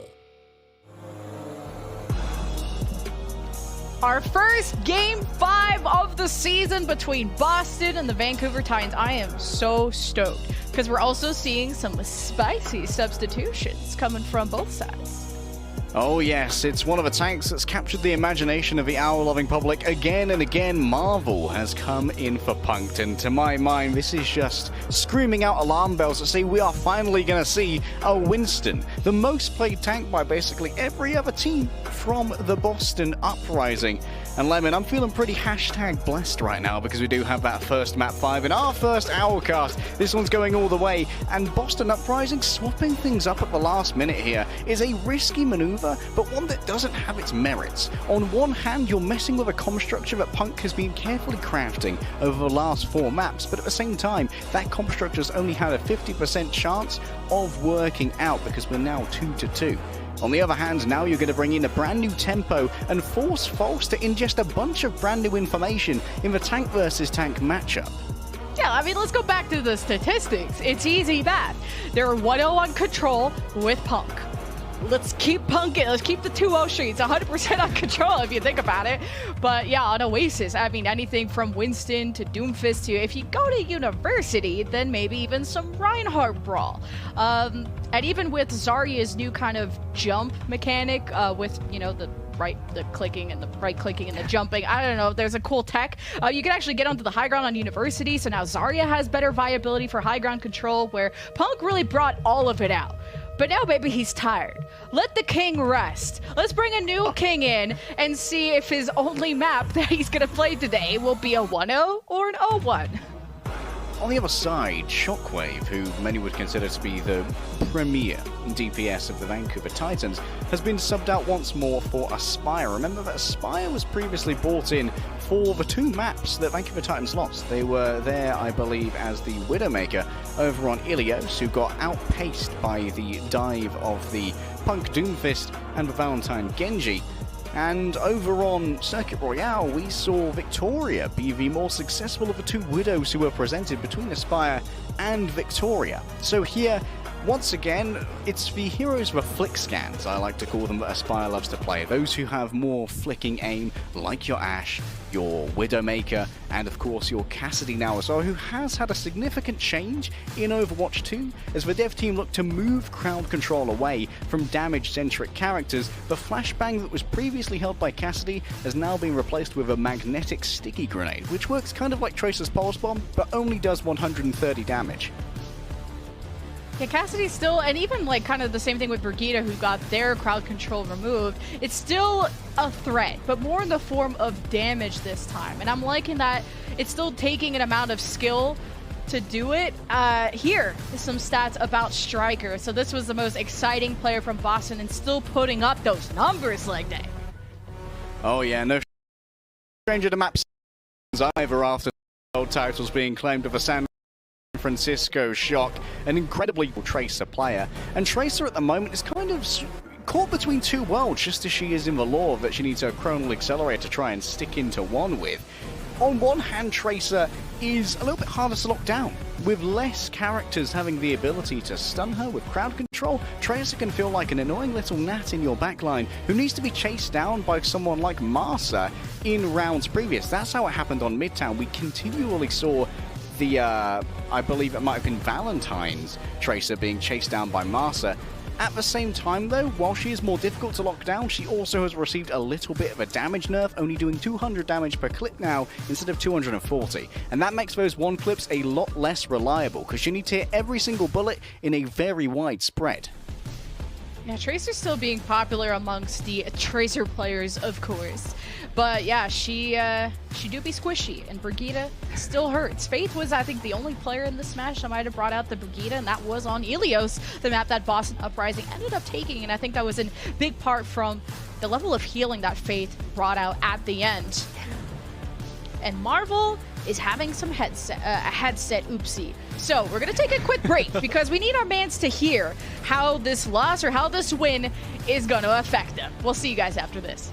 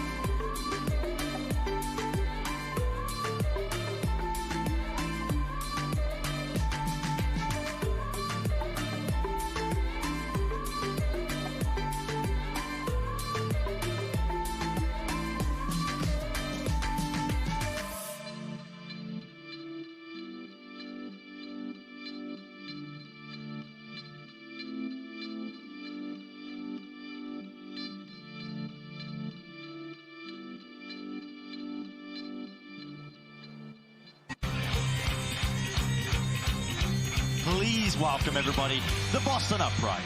Boston comes up clutch. And it's been cracked wide open by Boston. That is incredible by Striker. Finding so many opportunities to just flex on the opposition. That is killer. Punk with the long range on Edison. A hook on Namasa. Crimzo triples down. Mally. Oh, that's a huge pit. EMP bomb combo into the back line. Marvel, what are you doing, son? It's incredible stuff from Boston. They're way overperforming. Valentine came alive. I think this Boston Uprising team will be quite flexible, actually. So this is the start of many wins, in my opinion.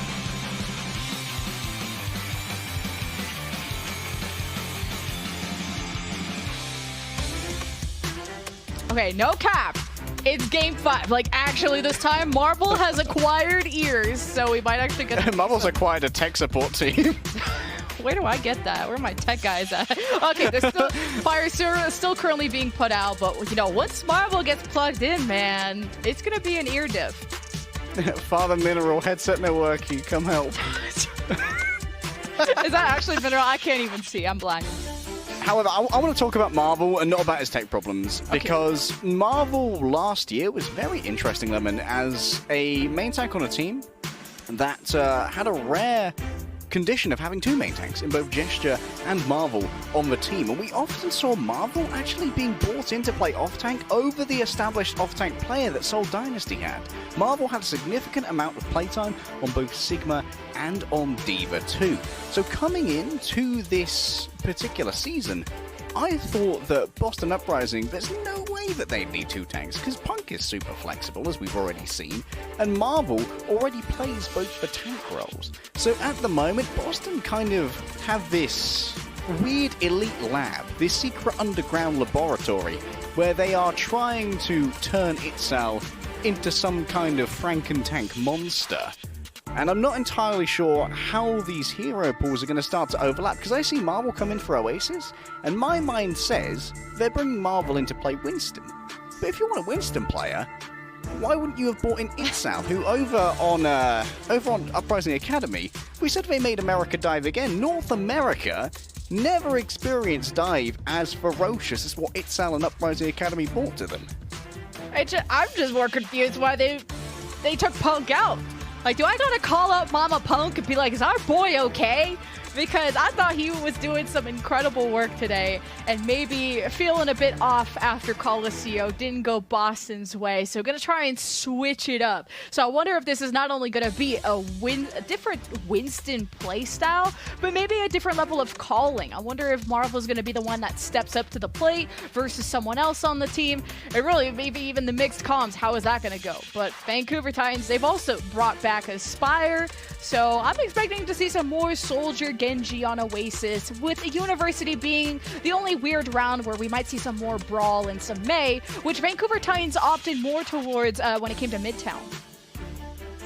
I want you guys to know in particular as well here, when it comes to maybe feeling off after Colosseo, look at Masa and look at how much he's smiling. This guy is the beacon of veterancy to all the Vancouver Titans. While we do have a couple of players here who are on like their 3rd season, etc., in the case of Shockwave, for a lot of these players, they're a little bit newer.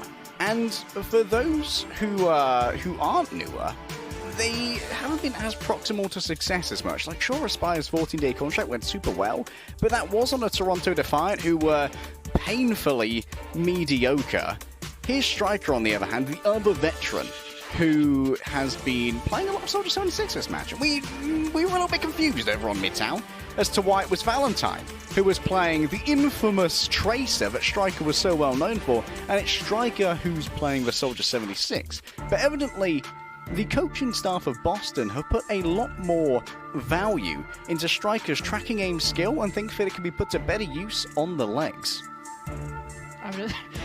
I would be so nervous playing Tracer when Striker's on my team. I feel like that's impressing my mentor. That's impressing a god on your team. But that's the level of trust that Boston have in Valentine picking up that role and the type of versatility they have on not only like with the tank side, as we mentioned like a million times, but also when it comes to their DPS. And I was kind of smirking because the players are making jokes about the Unco pause and maybe this beating the record. I would love to be, you know, not only the first game 5, but the longest pause, because that would be so cool. I'm just saying, man, we had a pause on Ilios that was punk related, and the Punko pause took like 10 Punko seconds. Pause? Like, is that what we're calling it? Punko? The Punko pause is legendarily quick. It's like, oh, my headset isn't working. Take it out, plug it in again. Oh, man, sorted. That'll do Get a right. new one, forehead. Get this man a fresh headset. Well, Punk is like already napping in bed right now, so it's like delivered by like Tom Brady. Wake up, Punk. We got a match to win. Yes, mummy. Wake up, Punk. We got some Titans to burn. And that's where, you know, big shout out to the big screen. The Dallas versus the Houston match is going down right after this. I guarantee it, because this is game 5. It's do or die.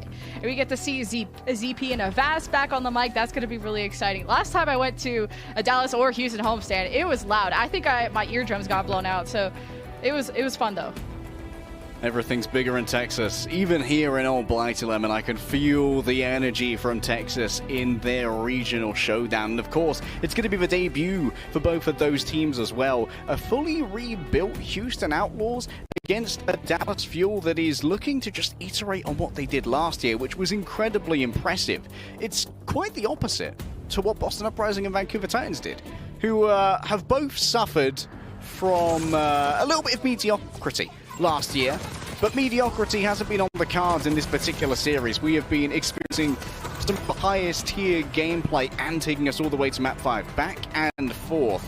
And here are a couple of our highlights to remind you what's happened over the last hour and a half or so. I haven't even been keeping track of the time limit. I've just been enjoying some Overwatch 2. Yeah, see, work doesn't feel like work when you enjoy what you do.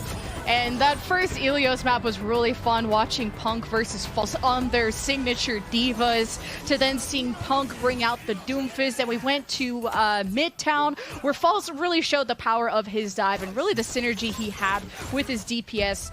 Slicing and dicing away. Like you said, it's a back and forth series. In Colosseo, if you are just tuning in, was taken by the Vancouver Titans. Really just barely, only by a few meters in overtime. It really doesn't get closer than this. As we inch closer to our game 5, I am in the lobby. Do not say caster start the game. I swear to God I will find you, because I've already started it. And let's go into Oasis. It's nighttime, by the way. Moisturized, chilling, in my name. Nighttime Oasis. Vancouver Titans versus Boston Uprising 2-2, our first map 5 of the entire year. And this is what Overwatch Esports fans live for. Marvel is in, a main tank player, but a Doomfist selected. I know we are in our spawn still, so anything could be hee hoo hoo. Good prank, like and subscribe. However, we didn't see Doomfist, well, we saw a little bit of Doomfist from Punk. So I'd be surprised if they brought Marvel in to replace Punk playing the same hero. Well, Marvel's gonna be like, let me show you how it's done, sonny. I'm not sure actually the age gap, but that's what I would say to Punk, because he'll always look young to me. But that's good genes, and this is gonna be a good final match. Winston versus Doomfist, and not who you expected it to play. False, though, looked so good on when it came to Midtown and how he's able to synergize. But now we get to see some Echo, and it's Psycho this time. We saw it back on Ilios, and it was kind of mid. But Vancouver Titans are going to prove that once you align the focusing beam target, it hurts. Psycho making Yaki feel a little bit better. Someone else is an average Echo Enjoyer. Scarippa here, caught out without much cover, and Striker doesn't actually want to take that fight for long. Psycho comes from the skybox, and even with multiple stuns from Marvel, it's a big pick-off and a big loss of damage for Uprising. And it's always important on control maps to win the first fight. A big defensive advantage as Marvel is going to be finished off or not. How is he living? Crimzo is pumping heals, so that is clearly his favorite child. But this focusing beam somehow does not finish off Marvel. And as Psycho got greedy for the kill, Striker on an off angle finishes him off. So I have no idea how Marvel is still living. And Marvel there just getting absolutely cringily pocketed by Crimzo, as I'm sure someone would say in comp queue. But Crimzo there did a fantastic job of keeping Marvel within their zone of influence, in their line of sight, and making sure that Marvel, when they were disengaging, was going into a good spot to receive that healing. And now Marvel has this charged fist for the first engagement, which has a much wider hitbox and can stun multiple people, to be followed up upon easily by Striker and Valentine. 50% in growing for Boston. There's the engage from Marvel. Punches out a Spire off the Nano's gone. And the Nano is gone. The Skyrim just delivered. Ungrateful much. And now we're still winning the fight of your Boston Uprising. Meteor Strike's about to land on someone's head. Now it's on the health pack. That's actually the smart move. My Bronze Brain would have just landed on the Winston and died. But Boston still looking good, and they have a leftover Nano if this gets hairy. Punch, and the Nano's gone. Marvel now heading up top. Aspire's going to be trying to contest him up there on the Tracer now, of all things, but that might beg for Striker to go into a Tracer 1v1 later. A Vanilla Lano given over to Valentine, and it does allow for a finish onto False, but not much more than this, and Boston Uprising still in control. This point thus far untouched in terms of Vancouver Titans capture. Skripper's moved over to the Moira, hoping to quickly generate a coalescence over the course of this last fight to have some kind of clutch ability when there are no other ults apart from the Primal. Spire almost died too at the start of that setup. They want to go towards the hallway, but Striker just wants to send them 6 feet under. The tack visor finishes off 2, and Vancouver Titans managed to flip the point, but you know, without Masa, without Inspire, how long can they truly hold on? Well, Fall says, I got time to kill. I got a Primal Rage. Psycho's like, I could copy you, but I only have a Doomfist to really pick from, and it's a 300 HP copy, and that's a difference that Echo has in Overwatch 2. We'll see what Psycho ends up picking, as Vancouver Titans really don't even need to invest more ults as they continue to pick off Boston.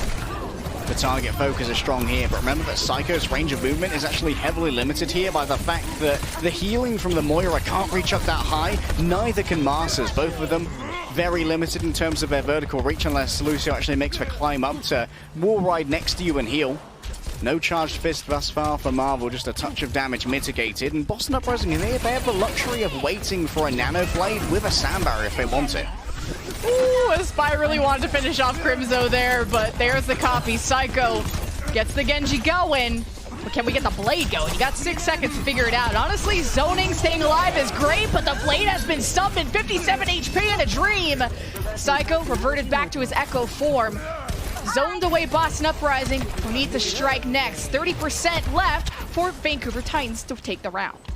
And the thing is, now Psycho doesn't have the invincibility frame of a duplicate to avoid getting dove by the Nano Blade. Will be a viable target, potentially. Striker's in with the Sound Barrier. Counter given by Master as the main supports clash and McCall joins the fray. Oh, double support ultimates, but this is the fight you need to win if you're the Titans. And Valentine shoved off of the point as Titans regain control. And Boston, they're heading for the hills. They know they only have one last fight remaining if they reset quickly, but Marvel conserves his life, and that's good. What happened to Crimzo? The Nano could never be delivered to the Blade, so there weren't any finishing blows that could be gained by Valentine. Now over to the Reaper, hoping to bully out False, but a Primal's going to be given here. An extra 1,000 HP, and Marvel has to duck out of there as soon as possible. A fresh Nano on the Reaper Lemon, and the damage is going to be delivered on point.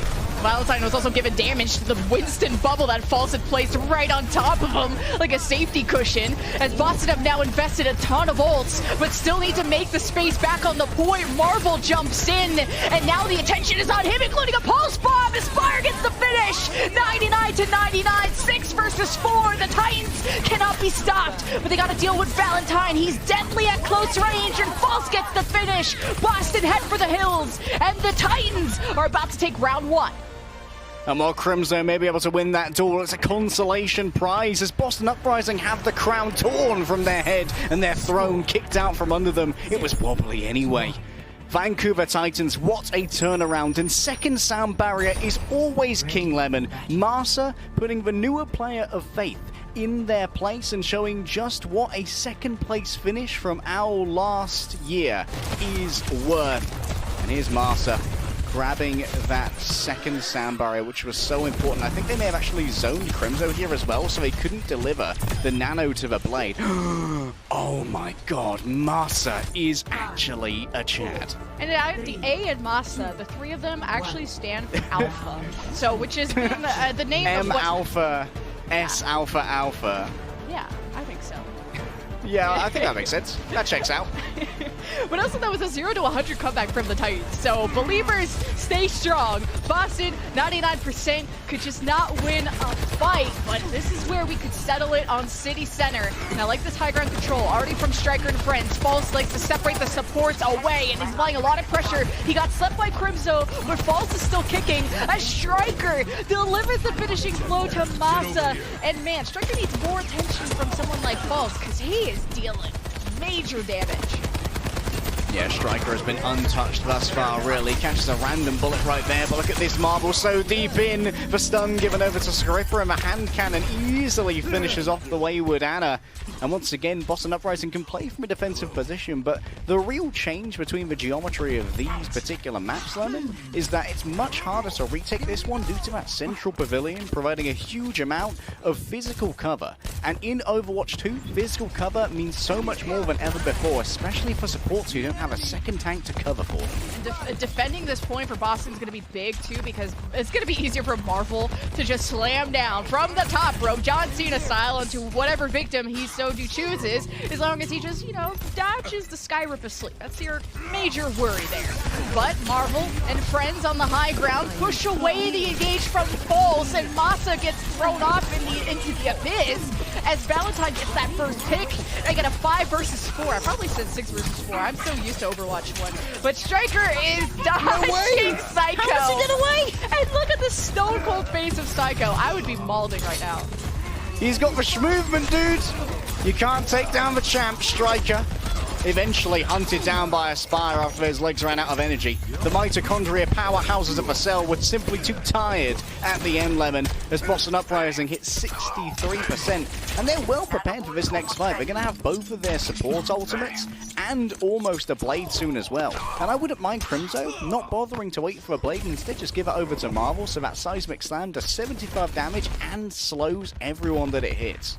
So the supports of Boston are on the high ground, and Marvel will set up on the left side for the cross flank, and Striker with the tackle visor finished off Vancouver before they even knew what was coming. They were still trying to approach the high ground, and what a massive fight for Boston. It's 90%.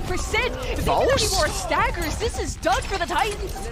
But False, the Primal Rage, has done a lot of work. The touch has to come in from Masa or False as the final fight will happen now. Boston hoping to force to round 3. Marvel under fire, punches back towards the supports. Uses the new block to charge up. False says hello. Marvel trying to go after Skyripper, who fades out into existence and slams down to Aspire, who recalls before dying. And Striker goes after Skyripper. Massa's down too. Titans have no healing, and Boston just has to finish what they started. Any damage taken now, Lemon, is absolutely permanent, but Psycho is putting out good amounts of damage themselves. Valentine, the alpha cyborg ninja in this case, my sensei is much bigger than yours, and Marvel's fist is bigger than anything that Vancouver Titans can bring to bear here. Sure, the supports have arrived, but a well-placed slow from Marvel will allow for the flip over in a short number of moments. Valentine's Genji has been next level in this round.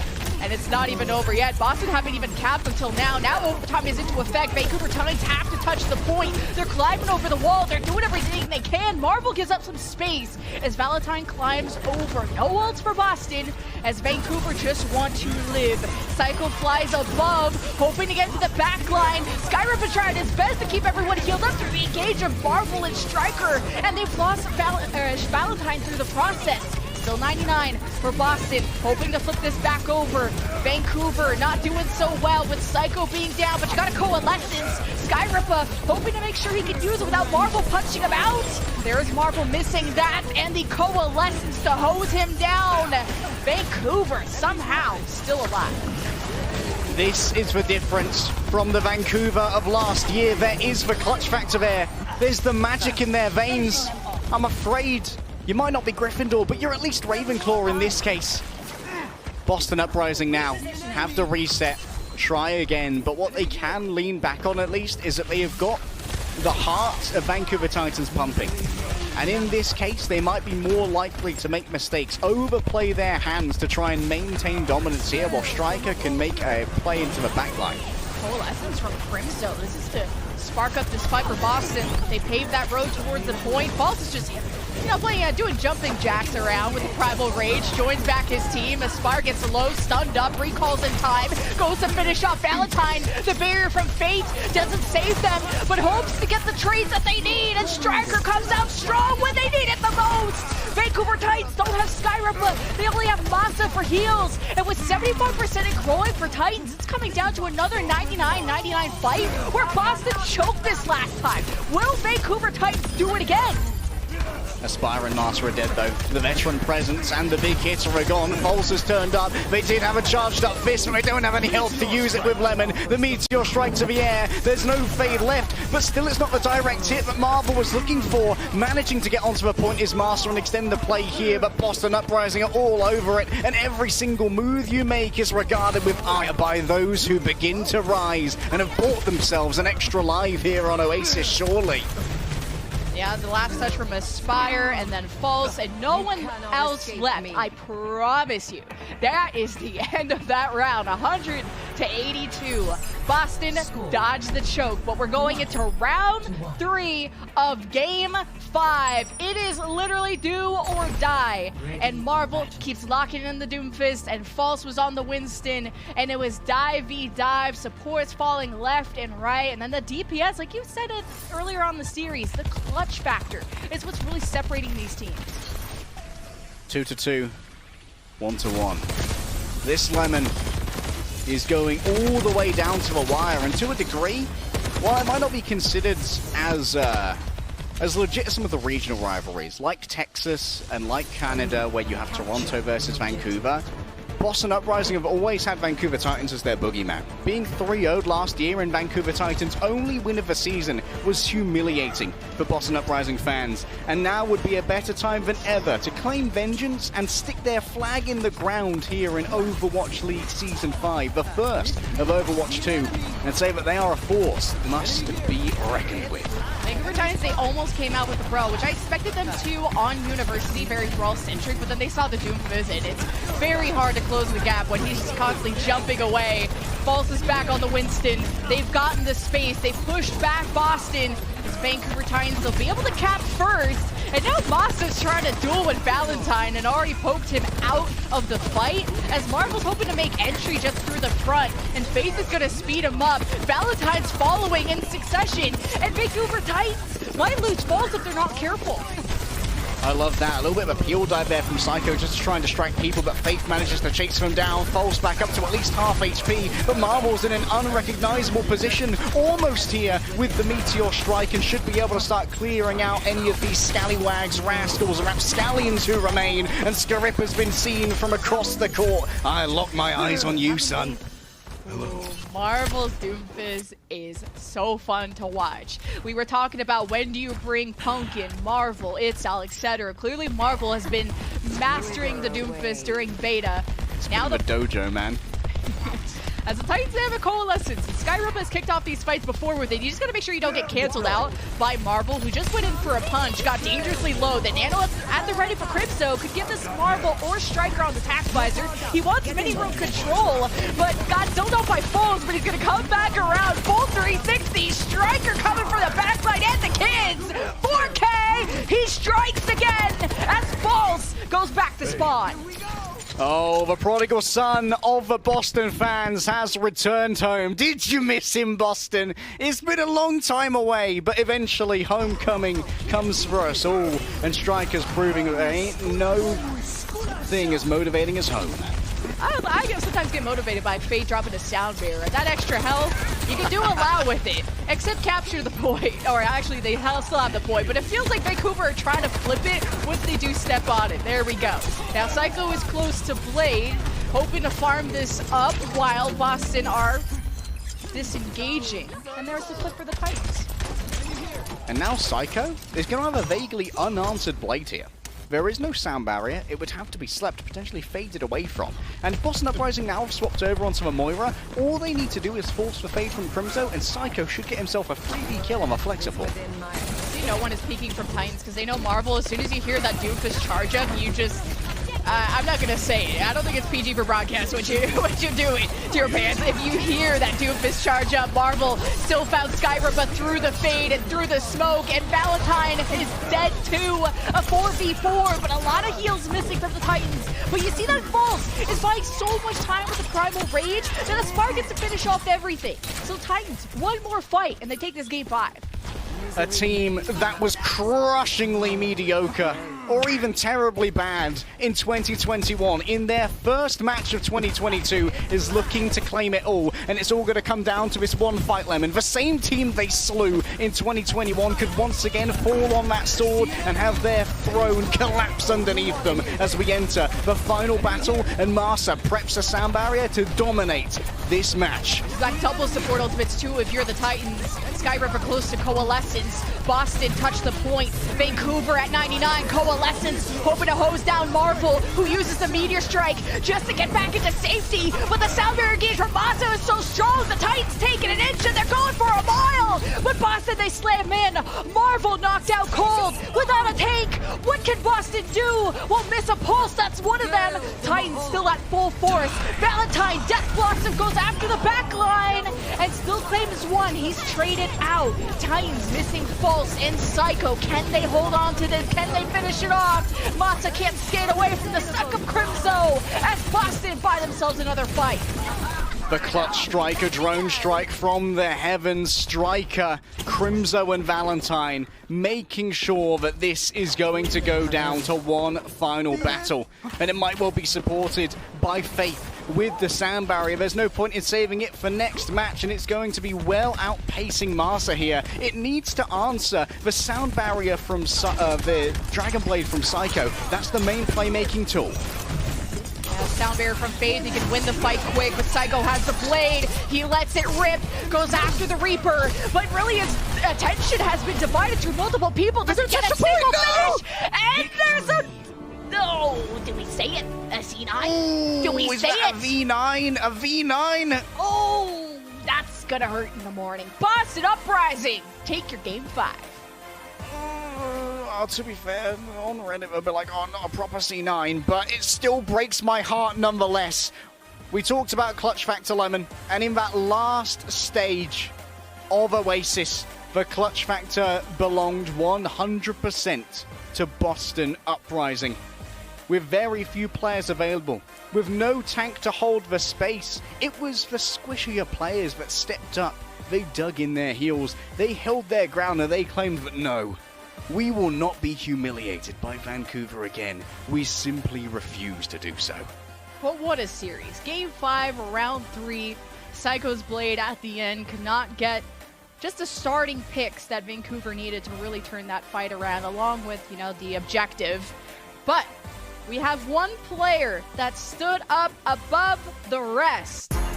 And let's show it. I'll get the drum rolls. You can feel it in your soul. It's Punk. The old Aussie coming on in, and we didn't know how much playtime Punk was going to get this season, right? Especially with 3 tanks on the roster, and with a lot of teams appearing to prefer the Winston, and with 2 main tanks that would be a bit more suited to that. It was surprising to us that Punk would be the opener, but the huge variety of heroes that Punk showed, including the Doomfist, which was kind of doubled up upon by Marvel, has, in my opinion, really shown Punk to be one of the biggest superpowers this team has. And as we outlined at the end of Circuit Royale, his understanding of how to out-time the trance of Aztec is one of the things that probably kept Boston in the game at all and allowed them to move to a game 5. Otherwise, this could have finished on Colosseo.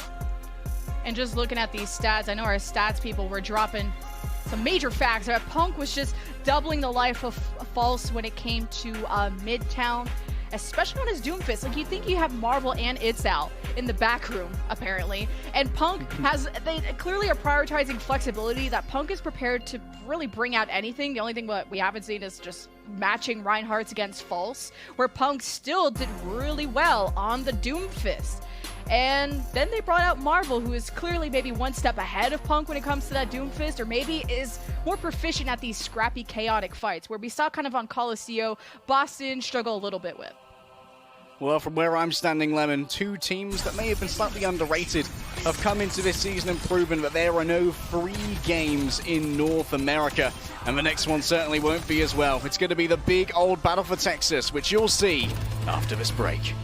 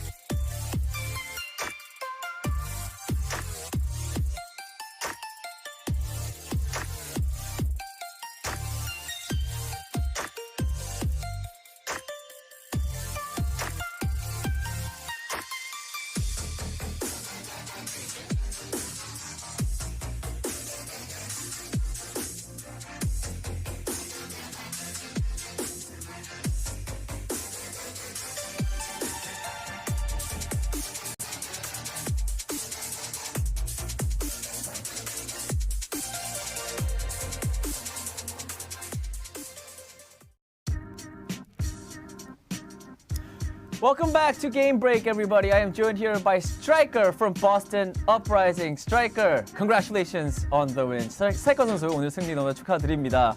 All right, I'm going to jump right into the question. So, yeah, that was very back and forth, and I believe this was the very first Map 5 series that we had in 2022.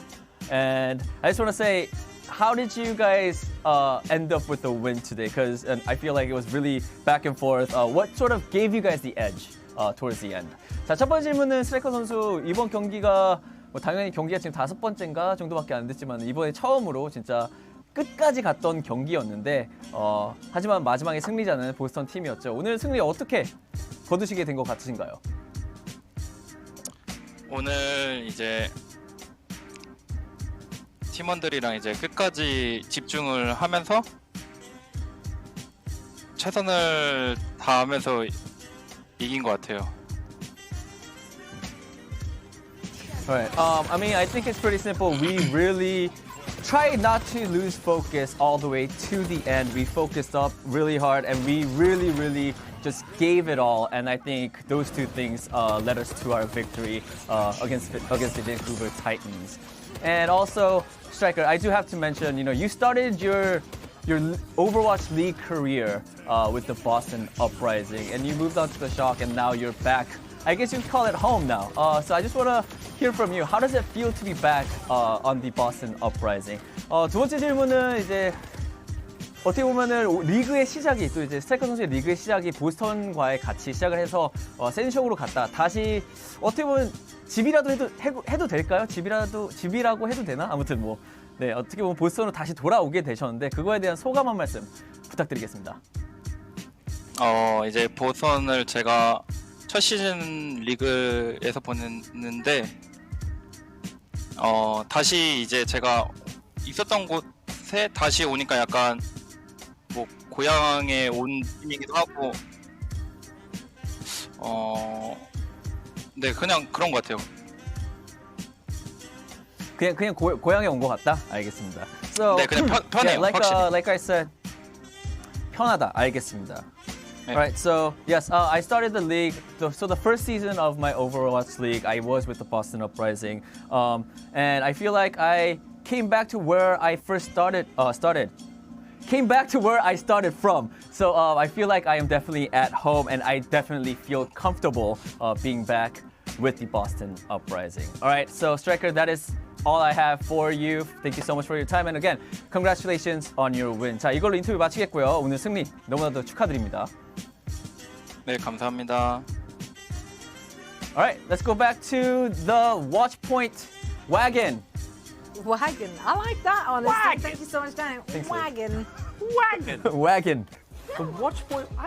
Watch point wagon. WW. It's the best we got so far.